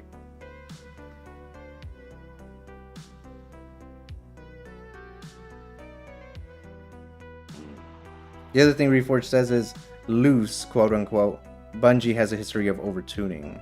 Which may be true. I mean, I'm sure they cycle out in and out devs, and they said they're gonna tune it as it goes along and give updates on the tuning, like how well it's working out and what things are gonna be changing to try to improve it. And they're doing it in control only this coming season, and then they may implement it into others afterward. Have you ever played, by the way, survival in the Crucible? Survival? No. No? I should probably. I would say that is how I got better, is probably playing survival and playing elimination, because those have loose SBMM. The thing is, those player pools are so small that it's still very likely you'll run into teams that are like way out of your skill bracket, but it's a lot more likely you're going to run into a team that's closer to your skill. So if I do survival, I might run into a sweat. Well, for sure, if you play control, you're going to run into some sweats, right? There's going to be at least one sweat on the other team. Who's gonna like basically farm your team, and then the sweat on your side is gonna farm the other team, and that's basically what it comes down to, is who has the better sweat, essentially, in control at the moment. At least in my opinion, that's what it feels like.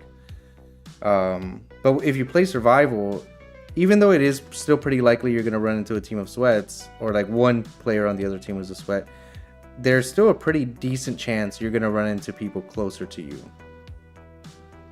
I would say in survival and elimination, that's true. Because survival is supposed to be a glory ranked system. So if you look at survival, so go to your director and go to Crucible, and then go to survival, and you see there's a white point system above it. A white point system? Yeah, if you hover over survival. Yeah, what is that? So that ranking is separate from all the other Crucible ranks, which is just like, Shax's rewards and stuff. All right. So in Glory, that starts at 0 for this. You start at 0 at the beginning of the season, and then you can go up to 5,500. The unbroken title that some people have, that's how you would get it, is you would get to 5,500 in 3 separate seasons to get unbroken. I missed out on it because I didn't start trying until the last season it was available. And then I ended up missing it by 500 points. I tried only during that last week, and I almost made it, but I didn't. But yeah, that ranking is supposed to put you only against people close to how many points you have. Of course, this isn't always true. And then if somebody starts really late in the season, but they're a great player, they might be at your points, even though really they're a lot better than that. But they're, at least because there's a ranking system like that for it, it's basically competitive mode or ranked mode, where it's trying to put you with people as close to you as possible without making you wait, 5-10 minutes for a match.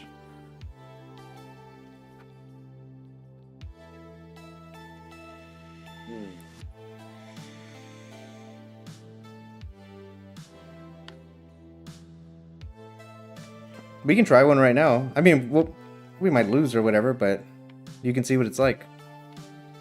Alright, cool. Why not? Survival's cool because you actually get a pool of lives. So if you are the worst player, one of the things you can do is just not stick out too much, not try to not get picked off, basically, and waste your team's lives. Where if you're the player that's doing really well, then you can be the more aggressive one.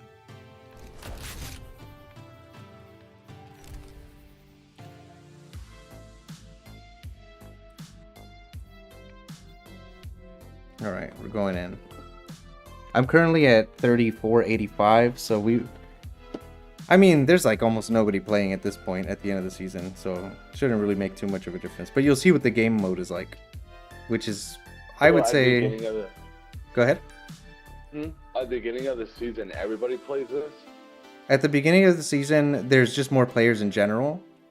But there's definitely more people playing survival at the beginning as well, because you get pinnacles for it, and people at the beginning, when they're trying to boost up to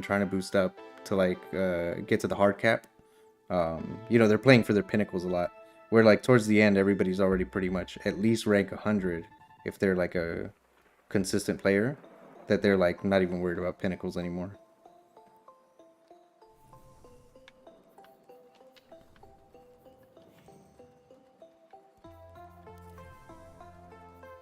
Nice, 80 recovery should make a nice difference because you should get your rift more often. Knucklehead radar is good. For my hunter, believe it or not, I was rocking Caliban's hand Mm-hmm. because I like to throw the knife sometimes, and it explodes and it'll injure a guardian. So like I'll just kind of like, if he's injured and my knife explodes, I'll push him and kill him with like my freak the crimson. Mm-hmm. But yeah, I would always rock Caliban's hand. Also, hey, there are 2 mods that are really, really useful in PvP.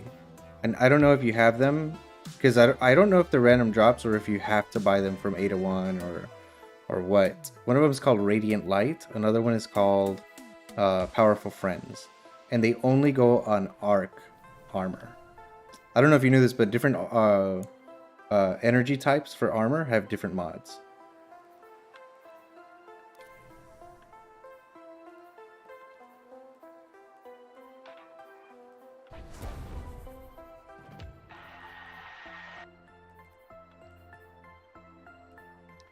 So the other stat I would boost if for your hunter, recovery is great. The other one is mobility. +5, +5, +5, +5. And if you boost the oh, I think you're doing, oh, it's because you're using a lot of other mods right now. You have pulse rifle loader on right now, but you're not using a pulse. I would recommend putting on your SMG or hand cannon loader in your arms. And then changing your targeting mod to hand cannon or SMG.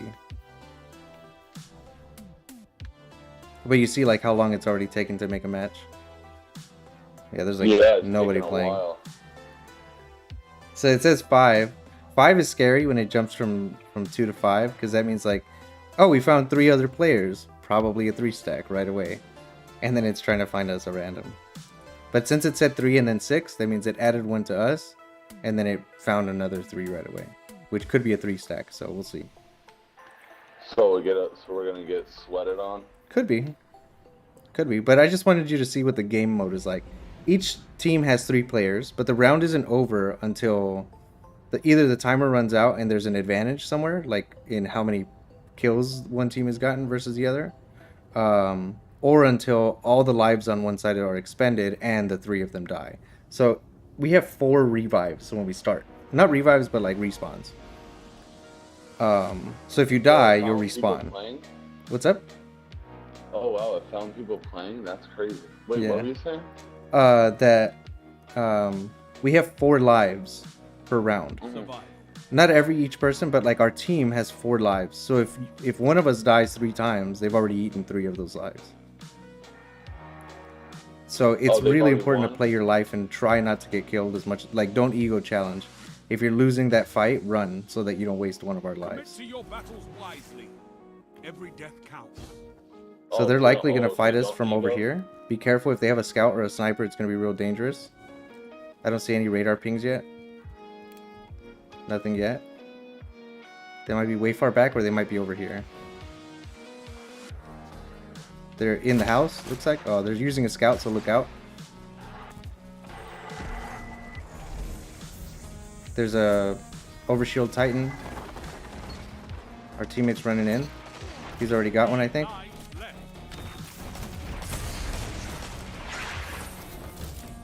One's on me, he's right out here. Got him. If you get hit, back up. I can get this guy, I think. Got him.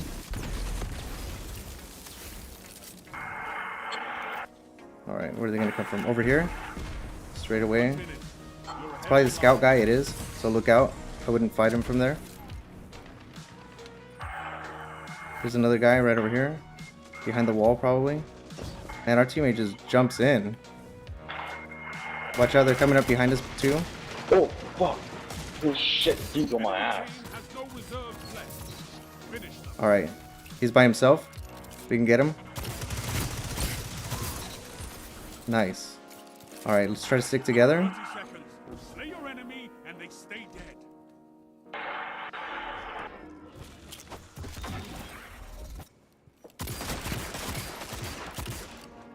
I hit him twice. He might be regenning by now. Oh. Got him. Enemy left. So we've only lost 1 life so far. You see, like, or 2 lives. See, it shows we have 2 respawns. They have 0. What? Victory is yours this round. We still won the round. We won because of a life advantage. We had 2 revives. They had 0 when the Bro, I timer thought ran I out. got him, dog. It looked close, man. It looked like you got him, but sometimes the hit registrations, you know. I swear I almost got his ass. All right. So they might be straight across, or they might be going around. We'll see. Yeah, there's radar right here already. I hear one Oh, they're jumping. jumping. Yeah. Ooh, I got dead man's tailed. I'm gonna switch to the same thing, dead man's. Give me just a second. I'm gonna put my scout targeting on. Don't let me get killed. I don't have loader on yet, but I'll be there right now. I'm coming to you. Oh, we got a guy flanking.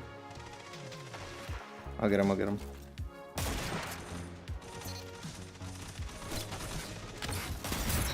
Got him. Guys up top. Nice. I'm still alive. Like, Nice, shit. nice. Let's see where they're gonna be coming from. Probably over here. Yep. There's a dead man's tail over there. Head online. Oh, bitch, got me. It's alright, we'll get him, we'll get him. Your team's out of life. Ooh, he got me too. We can still do this, we can still do it. If we can kill him once, then we can keep playing until all the lives are gone. Until everybody's dead. Oh no, our guys, it's just you and him. Enemy Oh, team no. has no reserves left. Finish them. Your enemies have bested you. This time, Have you heard of the PS4 Spider-Man game? I have, the Miles Morales, right? Somebody's saying in the chat. matched. Somebody's just One talking in the team chat. must fall. Asking me if I've heard of the Spider-Man game for PlayStation. I have, but I haven't played it. I don't have a PlayStation.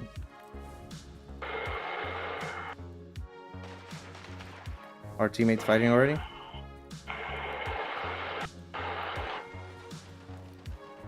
Watch out, because I'm not with you. Three lives left.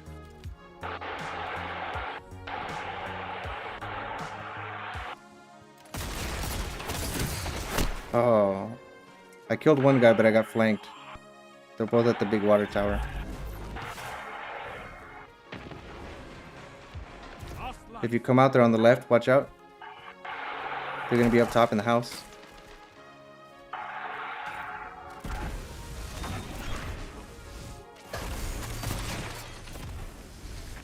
One minute left. Let's see if they push. You're out of lives. Our teammate got killed over there. Just the same. We'll just try to keep him off heavy for now. Until our teammates. We're getting flanked. Got him.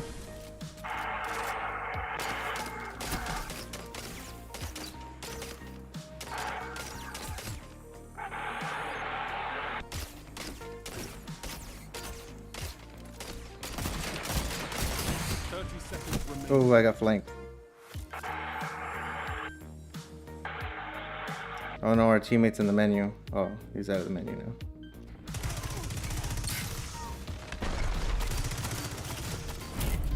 Yeah. Your opponents got the better. So I know we're down right now, but what do you think of this game mode as opposed to like control? It's not bad. I like it. It's a little bit slower, We right? just Like you gotta get to play think. more. Catch up and crush them. You get to think. You get to like try to play with your teammates a little bit more instead of like control feels like chaos.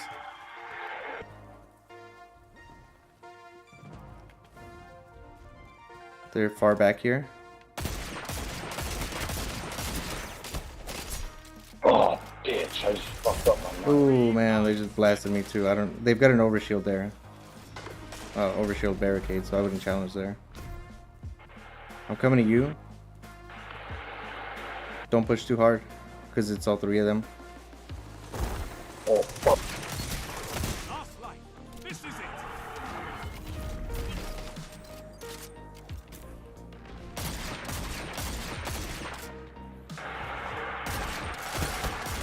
There's too many of them on me.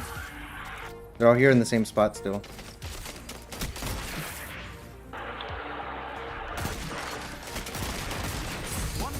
Ooh, No they all more came lives after me. on your side. Watch out, he's coming up. Run if you can, run if you can. I'm on your. It's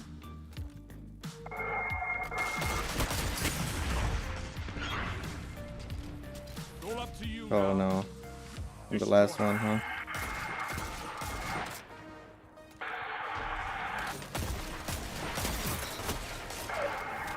You've got 30 seconds. Your enemy can't kill if Yikes. I got 2 of them. I couldn't get the last one. Not enough. They've got 2 supers, so be Not careful. over.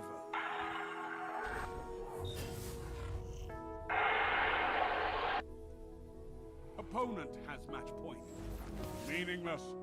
Fight on. They're probably just gonna rush in now because they're ahead and they've got supers. There's one. They're further back, looks like. 3 lives left. No, they put up an overshield barricade. Look out.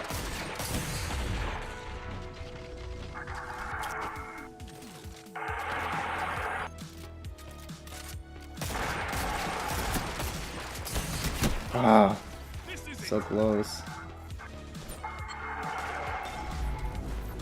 Back up from there if they still have the overshield barricade. You're out of line. Back up, you're alone. Just the same.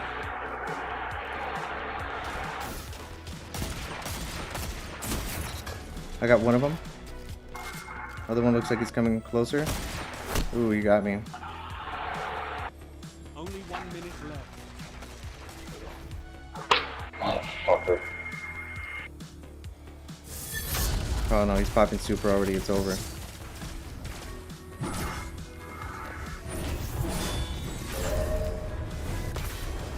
It's alright, man. GG. I distinguish the enemy.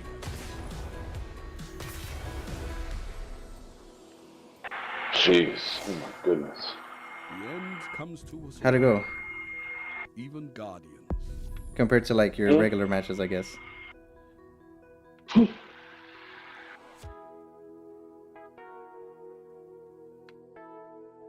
Is that what Trials is like? Trials is like elimination. So if you start an elimination match, it's exactly like Trials, except that it doesn't have the Trials loot. Which is kind of the same way, except each person can only die once, except you can revive each other.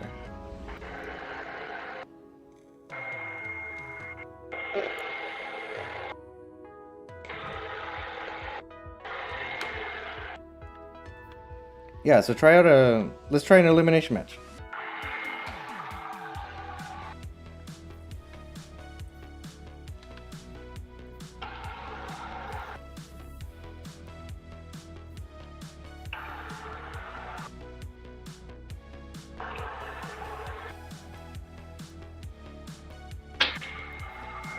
So like I said, if you go into these by yourself, you might have better luck because, or I guess not Elim. Elim actually uses SBMM without using the glory points, the glory rank system.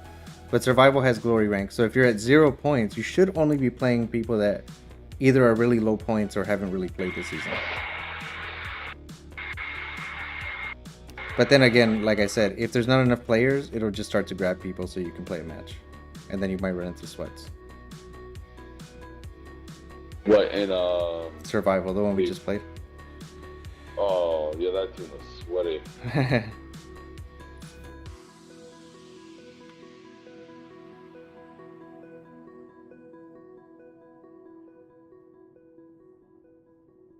Would I have better luck in elimination versus survival? I think maybe just because there's more people that play elimination.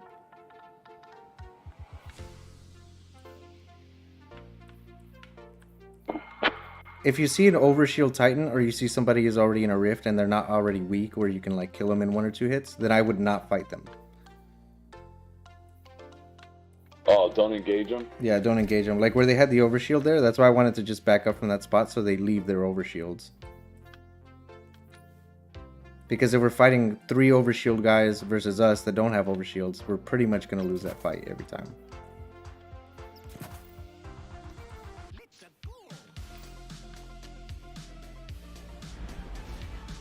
And then if it's a long-range map, try to pick a long-range weapon that you like, whether that's pulses or scout. And if it's a really close-range map, then you can obviously rely more like on a 140 hand cannon or an auto rifle. And then if it's like sort of a mixture, then like depending on which weapon you chose, either play on the inside or play in the long-range areas. Otherwise, you gotta like really try to get into the right range all the time. Ooh, long map. I'm gonna go back to... I'm actually gonna use still a hand cannon, but igneous hammer instead of ace. The rules are simple. Eliminate your enemies Alright. and protect your team. So if we go in this cave, they're probably gonna be on the right side right here. Yeah. He already slammed one of them. Ooh, that guy just destroyed me. Thanks. They don't stand a chance. If you can res me. Oh, you guys already got him. Never mind. All opponents eliminated. Your team destroyed them. So see, like how I died? After a timer runs out, you can revive me. Show them they can't catch up. They're probably going to come in through the cave as well. If not, they're going to come in right by this rock over here.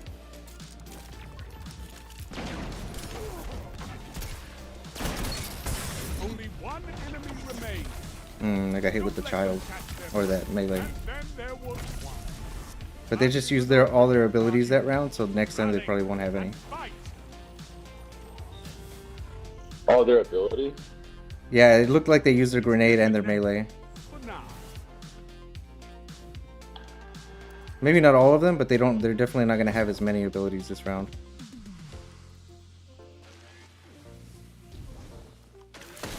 Ooh, they all rushed me. There's one around the rock on the little hill. He's rushing around. He's aping. He's right at me. Nice. One on the left. Left. Behind you. Don't let them catch Oh, their breath. look out. Because you can't revive while they're shooting you. 1 minute. Nice. All enemies Oh, down. my bad, dude. I should have killed him. My fault. No, you're good. No, you're good. Our teammate was there as well. But yeah, if you're getting shot, if you're taking damage, you can't revive somebody. You're ahead. Oh, you can't? Oh. Right. So you can only do it like... Yeah, I didn't know that In a at safe first. I was like... Yeah, there's heavy ammo right now, so we gotta try to push it. But the cave is a little bit dangerous to do that at. Dropped an Axion on him. We do have to maybe push it because we need that heavy. They already grabbed it, so back up. Make sure they don't hit you with a rocket or something. Oh, bitch. The team is down. Fight in their stead. 1 minute. Oh, I didn't have any more ammo. I was out. Learn from your mistakes. Make the enemy pay. That's alright. It's 2-2. We can do this. I got too overzealous, man. Fuck. Time to turn the tides in your favor. That's why the cave there is real scary, man.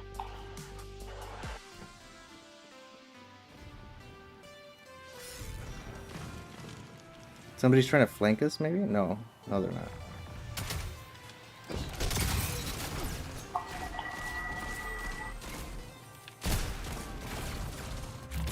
Oh man, the child.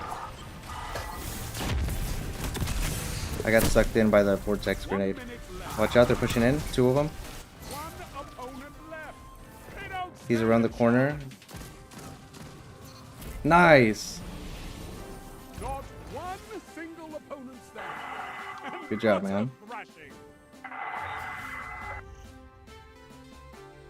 Oh hey, what's up, Malachi? Malachi's back. Break away. No, I have not heard of the... Well, I've heard of the Spider-Man game, but I don't have it because I don't have a PlayStation. I also haven't played it. I just smoked the cave.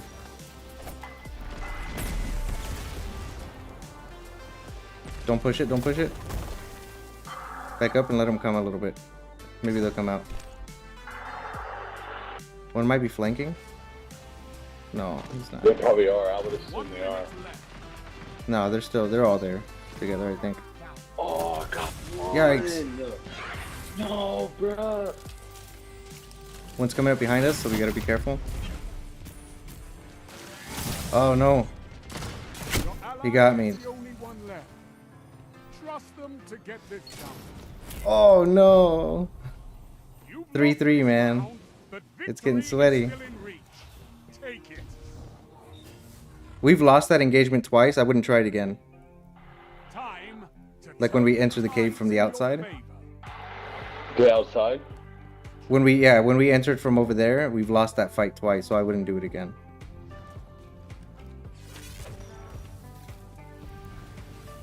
Wait, I think. Oh, never mind. Back up, back up. Smoked one. One's dead there. Only one enemy remains. Don't let them catch their breath. Only 1 minute left. The child's gonna be Ooh! the grenade, I'm the not grenade. gonna go shot that.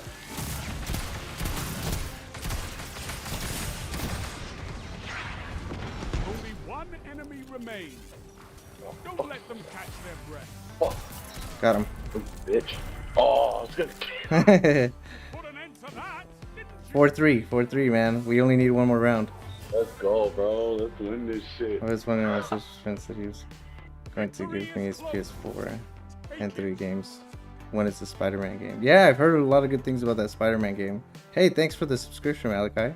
I don't know why my Streamlabs isn't giving me like a little sound when somebody subscribes. I'm gonna go around this way and see if I can get this guy. Oh, I missed. Oh, he got him. He got him. All right, one in here. He's pushing out. I hit him twice. He's weak. He's weak. 1 minute left.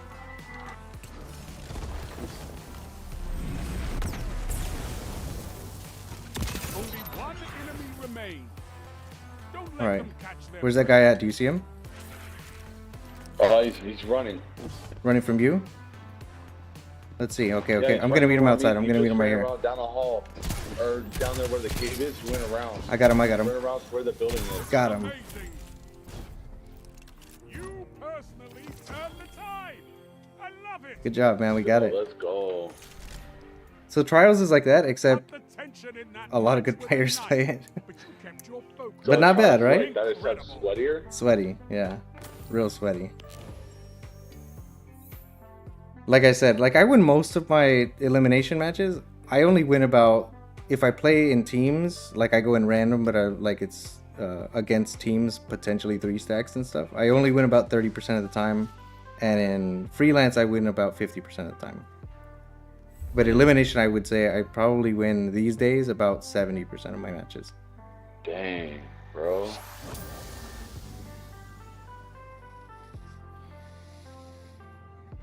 Oh, shit. That's sweaty, right?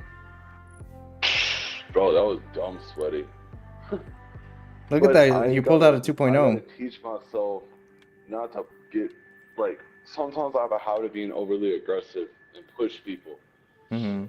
I would especially not put push like against fusion rifles in a cave like that, because even if you can shotgun, you got to get so close to them that they can fusion you before you can get into range. Right, yeah, that's true. That cave is dangerous, though. Yeah, you saw we lost that fight when we entered from the outside, right? Like twice. Yeah. So it was real dangerous, except our guy popped super last time, so it was okay. But otherwise, it would have been real dangerous for us to push it again. But from the inside out, we actually did pretty good. My KD is so bad in this game, bro. No, man, Oh. not that time. What'd you get? Did you see it? Yeah, I got a 2.0. Yeah. My Fishes, he was a 2.0. That's pretty good, right? Yeah. In Elimination, bro, I haven't played Elimination at all. I just played regular Crucible. Yeah, 6v6 Or, is like- rough, man, like I said, because there's so many players and it's so mismatched and stuff that oftentimes you'll run into players that are like way, way better and they kind of just kill your whole team repeatedly. Unless your team is the one that's destroying, right? Then like you hardly ever even see enemies. But yeah, elimination and survival are cool because you get to get a lot of practice and it's kind of slow. So you get a little more chance to really practice stuff instead of some random dude way down the map sniping you from behind. Or like you're having a gunfight with somebody and then some other guy comes around the corner and shotguns you. If I play Elimination, would I play better in regular Crucible or no? Because that because the speed's different. Well, I would say yes in some ways and not in others. You won't get worse. But you'll get better at fighting 1v1s and fighting where you know where your opponent is. So you get better at like using cover, get better at like running from them if you get hurt and stuff like that, playing with your teammates and stuff. But what it doesn't make you aware of is like as much is like radar awareness. Because when you're in 6v6, like dudes could be spawning anywhere. You know, and Yeah, I like, feel like I was paying attention more to my radar when we were in the cave. mm-hmm. Yeah, because you can see like, are they in the cave on the left side or on the right side, or are they up the stairs? Like, where are they at? You know? Yeah, because I got nervous when he popped his barricade. I saw a blip on the right. I was like, all right, and then I go to move my teammate, and the blip's up like 12 o'clock. I'm like, whoa, what the fuck? Yeah. One other thing is if you crouch, it takes you off the radar for a little bit. So Really? sometimes you see them like not show up on the radar, but you know they're around the corner. Like, hey, where are they? Right? Are they invis or what? They're crouched. They're either invis or they're crouched. So it'll blink red for like half a second, like every few seconds or every 2 or 3 seconds when you're crouched. So that's a good way of like, the guy hit you and you're not going to be able to run away. One thing you can do is like get him to bait him to rush in and like crouch with your shotgun or something, so that as soon as they come in, you just blast them. How long does that ghost mode last? It keeps doing that. It just blinks every couple seconds, and it just keeps doing that forever while you're crouched. Be ready for anything. Your team is relying. Bro, this map is, oh my god, bro, there's so many angles. Yeah. So let's see. They're either going to be down there or to the left. They're down there. Right down here. Sniper, look out. I headshot him once. Oh, Yeah. I hit him twice to the body. Oh no, there's a child on us.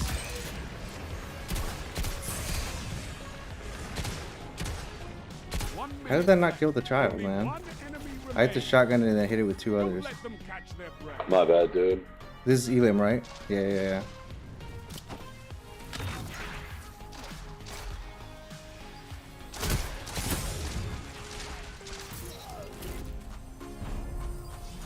I got you. Eliminated. Tell them to stay down.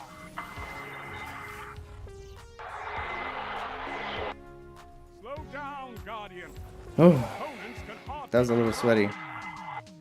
So we see they've got a sniper, so we got to be careful, right? Peeking lanes and stuff. One good way to bait a shot is maybe to slide through, hope they don't hit you, or... Oh, I missed my grenade. That sucks. They've got a rift. Got him. 1 minute left. One opponent left. Damn, my bad, dude. No, you're good. See, that's what I'm talking about, bro. I get too aggressive and shit, and I can't help it. I get aggressive Got and him. shit, bro. Opponents neutralized. Simple. I mean, you kind of have to with an auto rifle because, like I said, it's not good at peak shooting, right? Like, it doesn't do a lot of damage per shot, so you got to kind of be out there long enough that you can do damage. So it's kind of the way to play the auto rifle. Just try to stay close enough to cover that you could get back if you needed to. They're going to be down there again, probably the sniper. Yeah.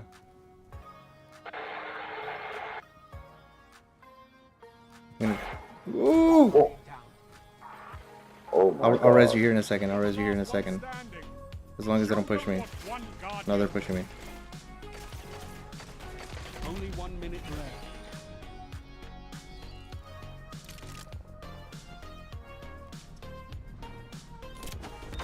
One's gonna push me right now. Yeah, they were gonna surrounding me. One was rotating around behind. One was gonna go in the hallway. Rally.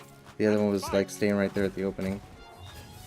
It's all right. It's 2-1 right now. We can do it. Go ahead. Break away. There's heavy right here in the middle, so that's kind of what we're trying to protect. They're probably gonna be up top. No, one's through the opening right here. He's right there.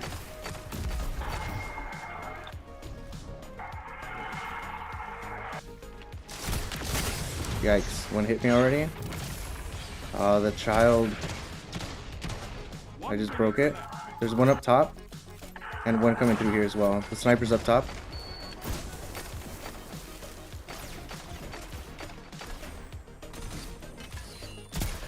Two up top. I almost... There we go. Got one.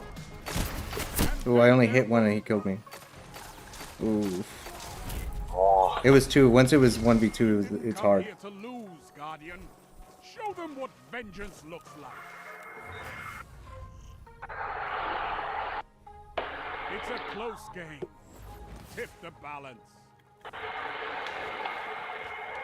It's okay. I'm gonna go bottom instead of top and see if they engage me here. Ooh, the sniper's there. He just wasted one shot. He should only have one left.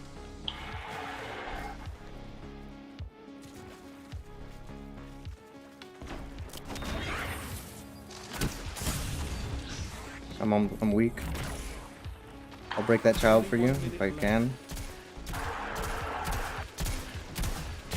Alright, it's gone. No! They're gonna come after me. I'm weak.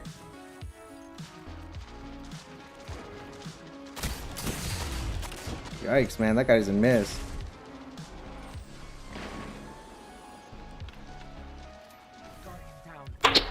Damn it, he got you. You've got 30 seconds. Got him, got him. Where's he at? Where's he at? Oh, I see him. Or I saw him for a second. Ooh, I landed two of my shots, but I was already a little weak. You've lost this round, but victory 2-3. is within reach. Take it. Man, some of these guys are not missing any of their shots. Your enemy has That guy, Shushi. Remind them why you're here.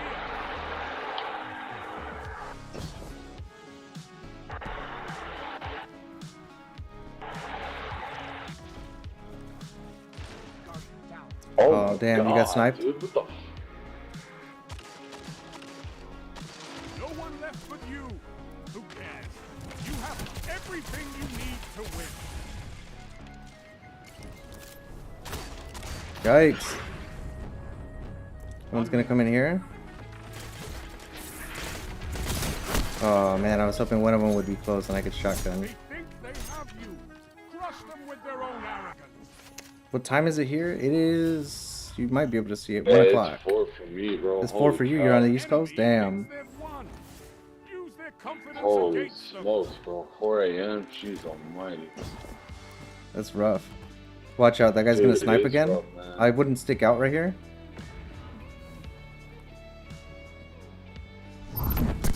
Nova Bomb is right there.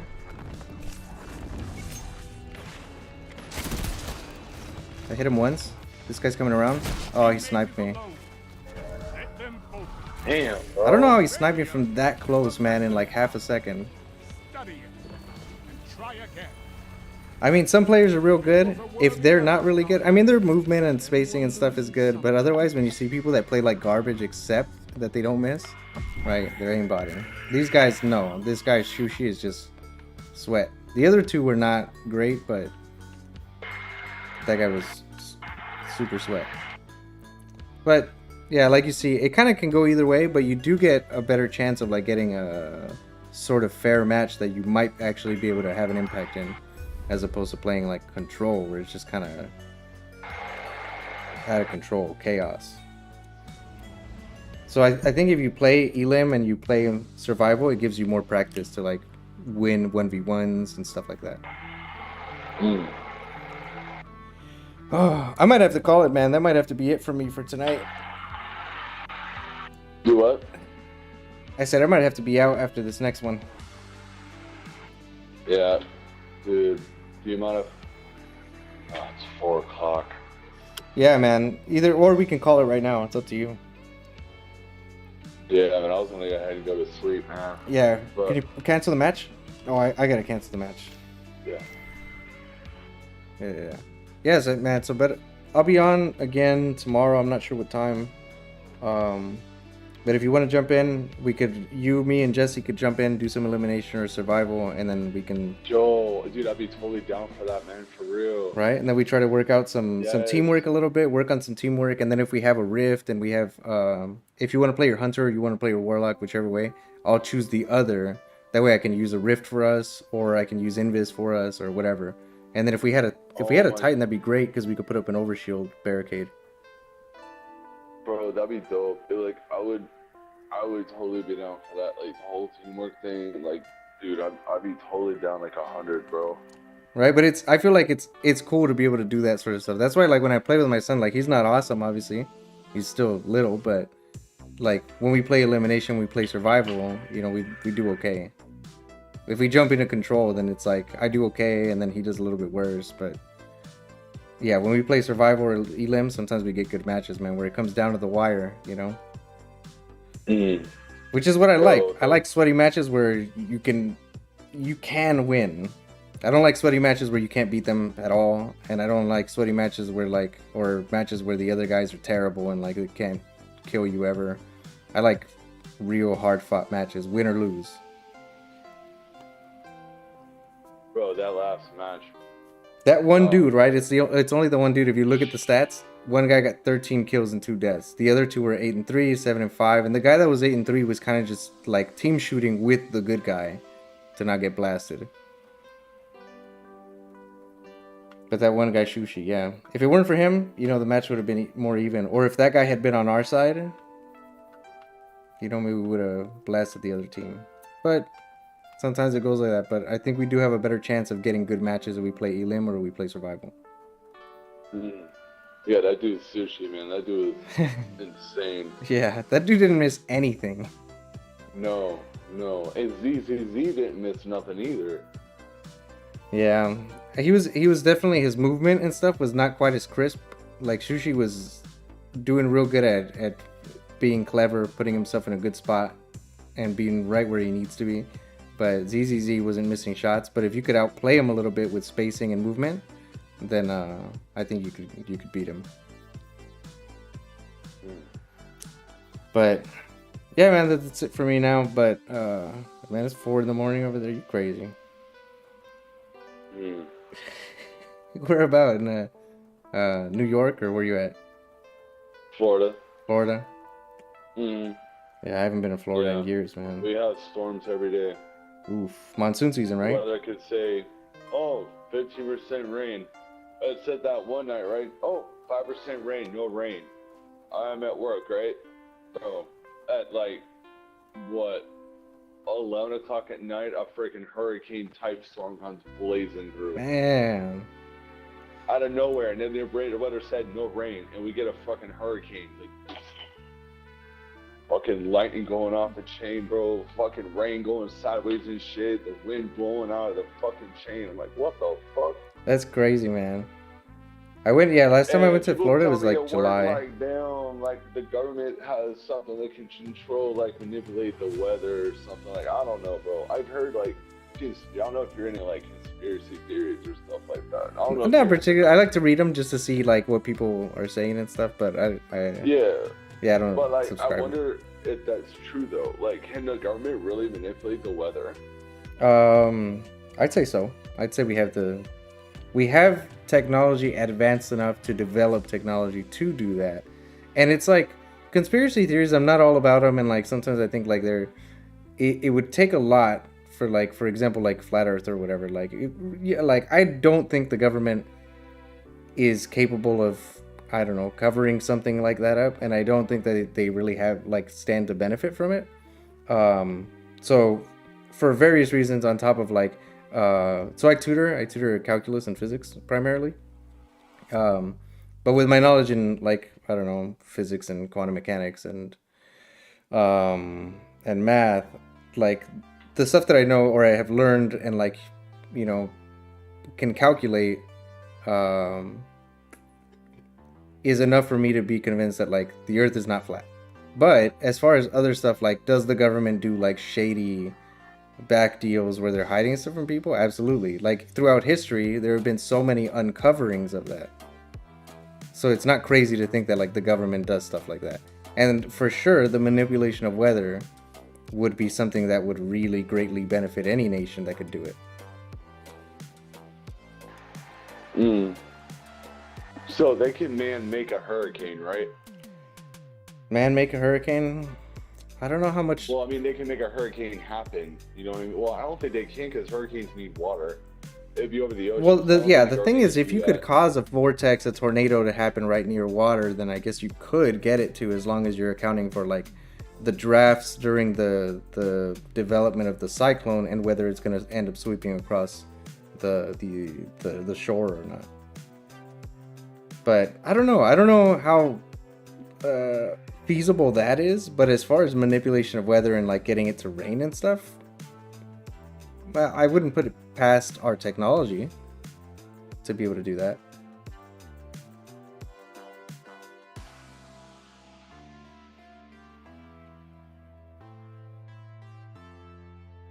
Yeah, but I don't know. Conspiracy theories, like they're fun. Some of them like definitely more reasonable or feasible than others and stuff. But whatever. I guess I say that because I don't have crazy ass weather, right? We haven't seen rain here in months.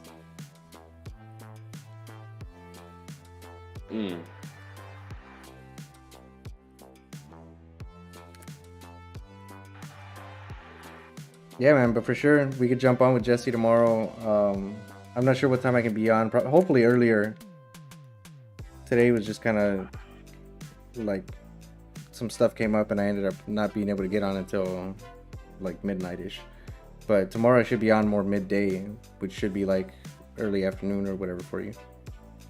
Like 1 or 2 usually. Yeah, that's when I try to get on.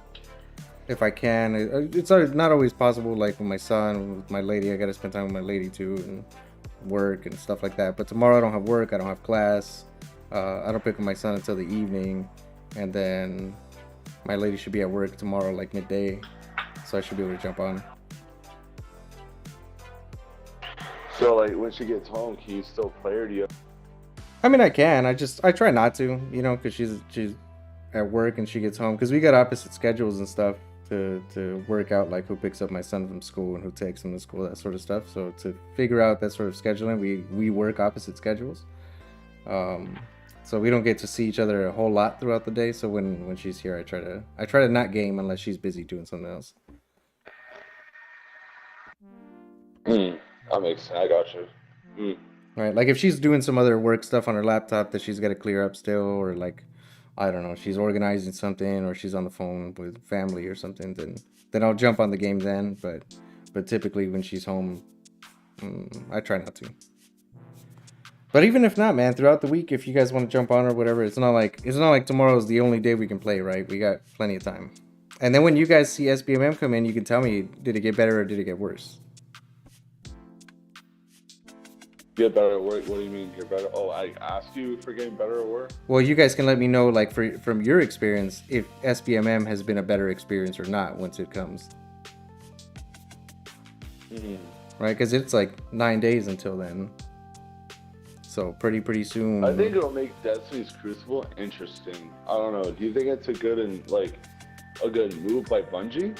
I think it is a good move from a business standpoint. And I think it's good for a lot of like mid to lower players. Even honestly, like pretty good but not great players. I think it's better for everybody except for the people at the top.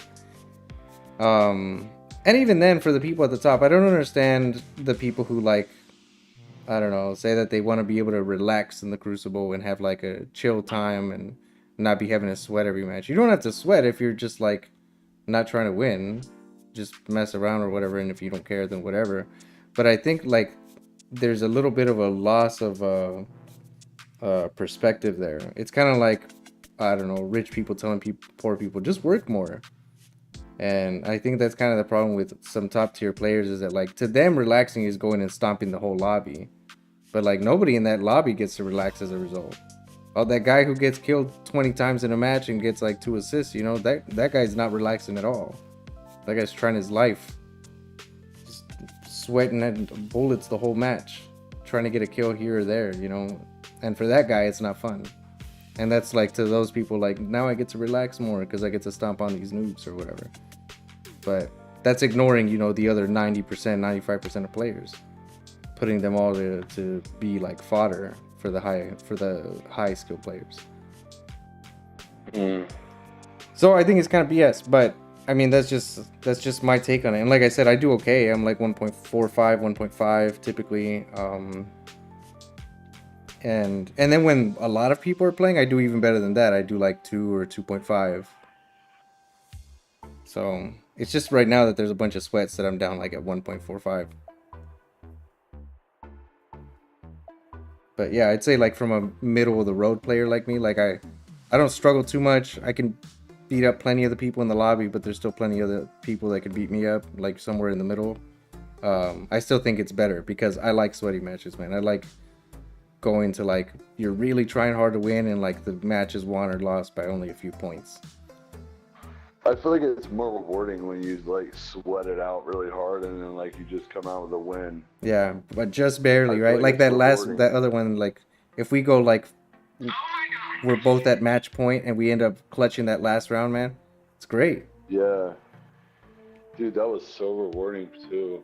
And then even the times that we don't clutch it out in the last round, but it's like tooth and nail till the end, like, oh man, we almost had that one. Let's go for another one. But when we just go in and just get stomped the whole time, like, man, I don't even want to play no more. I don't either. You know, it Maybe sucks. go to regular Crucible and then like I'd probably come back. Or go play Gambit and then I would come back and try something else. Yeah. Or try it again. So they're only doing it to control, so it's still going to be kind of chaotic because it's 6v6, but everybody should be somewhere around the same skills so that if you run into somebody, you'll kind of find out right at the start of the... Once you have a fight with somebody, you can tell, like, oh, that guy can beat me, right? Like, he doesn't miss shots on me. Like, he's killed me 2 times now, and I failed to kill him both of those times. So if you run into that player, you know, typically I should run and find somebody else to fight. Or I'm going to run and he's going to chase me or whatever. I should play more carefully against this guy. But when you run into somebody and you know you've killed him twice already in a row, then you know you can fight it out with him and you should maybe chase him down if he runs. But it should be a lot closer than what it is now. It should be like more like 40% or 40 to 60% chance that you win the match, as well as 40 to 60% chance that you win your fight against somebody. As opposed to now where, like, who knows, the guy could be trash and like can't land any shot. He's doing his first Crucible match ever and you just stomp him. Or some guy that's played like 10,000 hours of Destiny and he's just going to kill you with whatever loadout he has and like you got no chance. That's kind of what it is right now. It's like too big of a mixture. But yeah, it should change. Like I said, 9 days, so we'll see. I'll still be doing videos so people will see what my experience is like, but I don't know what like what the experience is like for players better than me and for players worse than me. Like I won't know unless I can see it.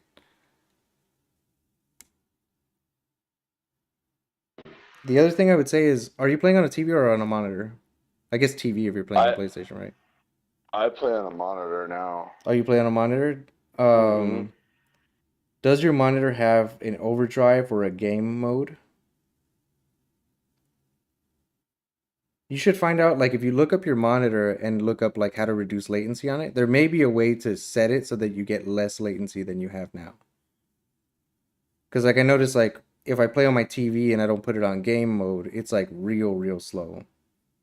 It's, like, it's not a ton. It's, like, maybe, I don't know, 30 milliseconds to 40 milliseconds of latency, which is a big difference in PvP. Where, like, right now I'm playing on monitor. Latency is like the amount of time between when you do something and when you see it on screen. So like, let's say I hit my trigger to shoot, there will be a little bit of time delay before my character actually shoots. The thing is that value is pretty small, but the more that you can bring it down to like being instant, closer to being instant, the more likely you are to perform well. And that's an advantage that like PCs and current gen console, the new gen consoles have over like PS4 and Xbox One, is that you guys are playing at 30 FPS, which means that you have to wait a minimum of 33 milliseconds to see the next frame. Which, like, I know it sounds like nothing, right? Like 33 milliseconds, 30 FPS. It's only 1 frame worth, right? Plus the maybe end to end. So like maybe 2 frames of latency is what you're seeing. But I'm seeing mine in like 5 milliseconds, which is like way shorter. So if my reflexes are fast and my inputs are fast, there's less disconnect between what I'm doing and what my character's doing, as opposed to somebody on previous gen console.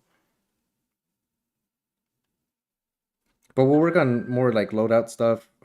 Maybe do a little 1v1 practice, and then we'll jump into some elim and some survival tomorrow. How the latency, would that be like, that wouldn't be under the settings in the game, that'd just be my monitor alone? Yeah, just the monitor alone. How would I do that though? If you look up your monitor and then just look up like just type in Google like I don't know what kind of Acer Nitro. Oh dang, you just left.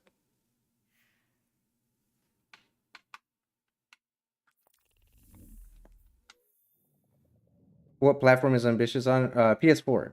PS4, which I believe is still running 30 FPS, right? Even the pros.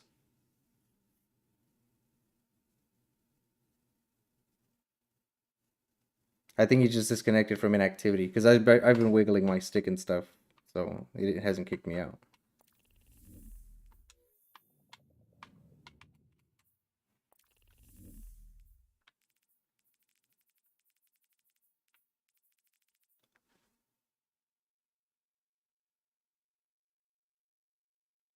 But in any case, if he ends up watching the stream, or Jesse can tell him if he sees the stream, or maybe not. I guess I can comment on the video in case Jesse comes in, or I can just talk to him tomorrow.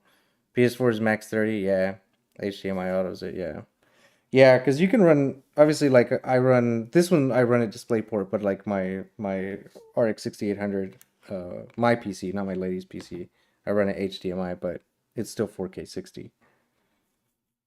But I'm actually in the market for TV with 120 hertz variable refresh rate, and I was thinking about the LG C1, but the problem with that is apparently a lot of people have reported burn-in pretty quickly, since it's an OLED. So I've been thinking about a few other ones, the Hisense H7G or the TCL 6 series, the Google TV, not the Roku TV. Roku, which means 6, of course, in Japanese. But yeah, even this thing is not like super crazy. I can show you right now. I don't know if you can see it. I guess I can. Let me exit game real quick. Exit to desktop. Or I guess maybe I don't have to. I can go here. Disable Destiny, do display capture, and then you can see here what I'm running, which is just an RX 480. And I've got it undervolted at 1100 milliseconds. I need to buy a 4K monitor for my X. Yeah, 4K monitors are tough, man, unless you go 60 FPS. You know, there actually is one right now that I think Daniel Owen posted on YouTube. Either that or Hot News. Brett from Hot News posted. There's a 4K. I think it's only a 60 or 75, but it has variable refresh rate or FreeSync. Oh, you have a 160? Yeah. So if you're gonna move to 4K and you're gonna buy a high refresh rate, it's pretty pricey, man. And I would say more than that, like VRR is really what I'm about. 60 plus, obviously 75 plus, obviously like 90 would really be sort of sweet spot. But variable refresh rate, I think is very, very useful for not getting stutters and stuff, because like that's what I enjoy about this monitor. It's a 165. And even though my RX 480 can't realistically run Destiny at 1080 high, so like anywhere over 100 FPS, I use like a mixture of medium and high. Like the ones that are expensive, I turn them down, and then the ones that are not, I keep them high. But yeah, variable refresh rate's a pretty big deal, so I really, really do enjoy it. Oh, you can't see anything. I thought I was showing this. Display capture. Let's see, is it showing now? Should be showing here in a second. There it goes. So here it is. It's just an RX 480. It's an MSI. Yeah, I'm running an Acer. I got this one because it was on sale. It's FreeSync Premium, but specifically for gaming. Yeah, I kind of got this one for the same reason. I got it for my lady for her birthday. This is just my old PC, RX 480, Ryzen 3600X, on a B450. But one real silly thing that I did was I actually water cooled the RX 480 because it was a reference card. It was a little bit noisy, and I couldn't undervolt it because it needed all that voltage because it was so hot all the time, and it was just so annoyingly loud. I really didn't think it was very loud until like I started trying to get all my computers to be a lot quieter, and then I was like, this one's a little noisy. So I decided to put a 240 on it, and now it's like whisper quiet. All the fans are basically at minimum at all times while I'm gaming. So the GPU fan, like this is not reporting anything accurately, like this fan speed, because I just have the pump and the VRM fan on it. But the front is just running off of CPU, like the AIO fans are just running off CPU. So those are just and the stock NZXT like H510 fans. And then I've got a 140 on the top and then a 120 at the rear. My girlfriend is learning the difference between monitors and TVs. I get a twitch every time she calls my monitor TV. Ooh, yeah. Yeah, I mean, the color accuracy is great. And when you do it in really low latency modes, typically you end up going edge lit unless it's an OLED or mini LEDs. I guess even mini LEDs typically edge lit when you're running game mode or very low latency mode. But yeah, the colors are great. They're also 10-bit instead of 8-bit like most TVs are 8-bit. The HDR on them, even though monitor HDRs for monitors is still not real HDR spec, they're still technically within SDR spec, but it is closer than some TVs. But I'd say, yeah, the biggest difference is just the quality of the image is just perfect, for what it is. Like this is only a 1080 165 hertz HDR monitor, but it looks about as good as that spec can look, as opposed to like my TV, which is a 4K 60 HDR10, which it is 4K, so it is definitely higher resolution. But if you compare it to a 4K monitor, the clarity is not quite there, and then like the panel doesn't look as perfect, the color doesn't look as good, and then it's also only 8-bit instead of 10-bit.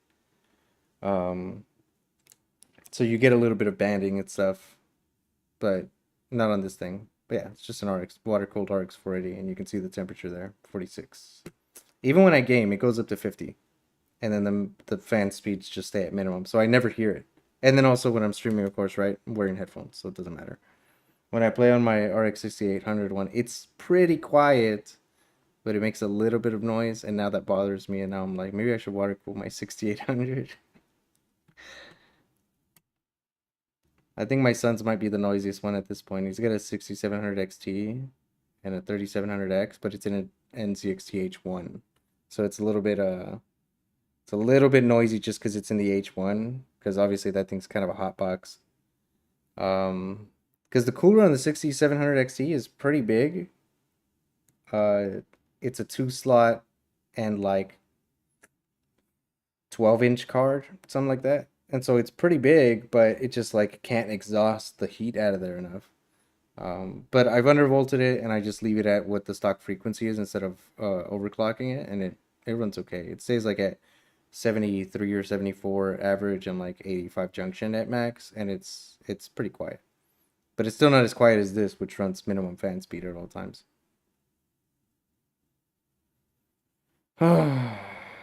Anyway, so it's good to see you, Reforged. I know we have our not competitive frictions, but opinionated frictions on the topic of SBMM and stuff. Like I I'm in favor for it for my own personal reasons, and you're against it because maybe only because you've experienced it and I haven't, so I haven't seen the bad side of it. Like to me, it sounds great, but I could, here shortly when it's implemented, find out like, oh man, what a bad call that was. So we'll see. We'll see if I eat my words or not. I still think that obviously like the really bad players are gonna benefit, but I'm somewhere in the middle, so I don't know how it's gonna be for me. Maybe it'll be worse. Maybe it'll be better. But as long as connection and matchmaking times and stuff is not absolutely destroyed, I think it'll probably be better for me. But I don't know. I could see why the high skill players like you are not looking forward to it, especially if you've experienced like connection issues, super long wait times, and stuff like that. In any case, are you ever gonna get a PC reforged? I'm not saying like when the hell are you gonna get a PC, but I mean like I'm curious because you already play on PS5. Are you gonna end up building a PC someday?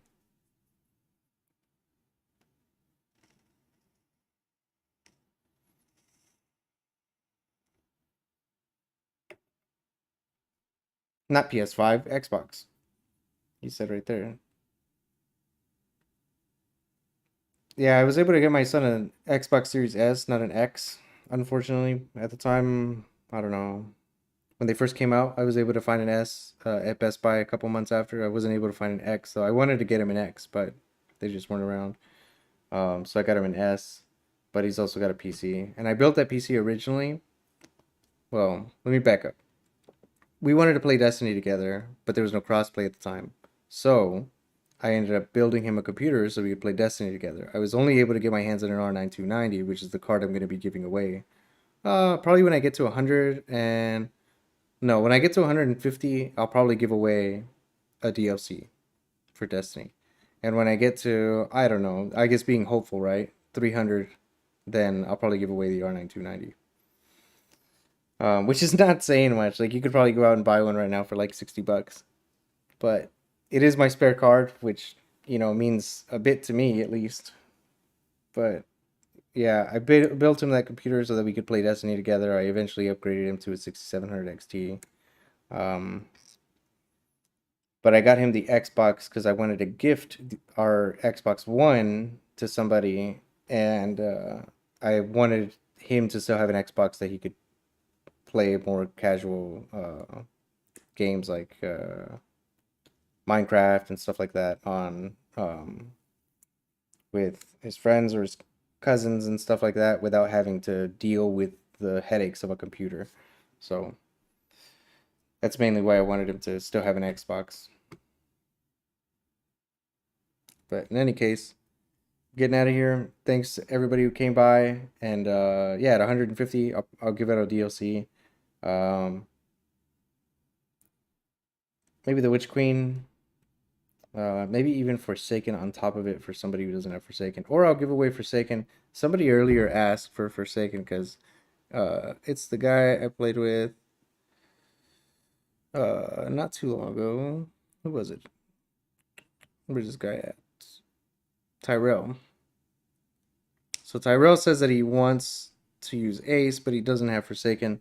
So maybe at 150 I'll give away Forsaken. Maybe at 200 I'll give away the Witch Queen, and maybe at 300 I'll give away the R9 to somebody who needs it. Somebody who's got a computer but doesn't have a GPU. It's not a great GPU. It's like RX 480-ish. RX 4, it's maybe better than an RX 470, and it's only 4 gigs of VRAM. For Destiny, it's great. You can play like 1080p medium and a minimum of 60 FPS. Like, you should not drop below 60 FPS on medium settings with it. And so on a TV, that's fine. And if you play on a monitor, even better, because then you can utilize potentially higher frame rates than that, like I do here, even though I capped my game at 70. I just did it because I hope that it'll reduce latency a little bit. But I'm getting out of here. Thanks for coming by, to everybody who came by, and I'll see you guys tomorrow, huh? Good night, everybody.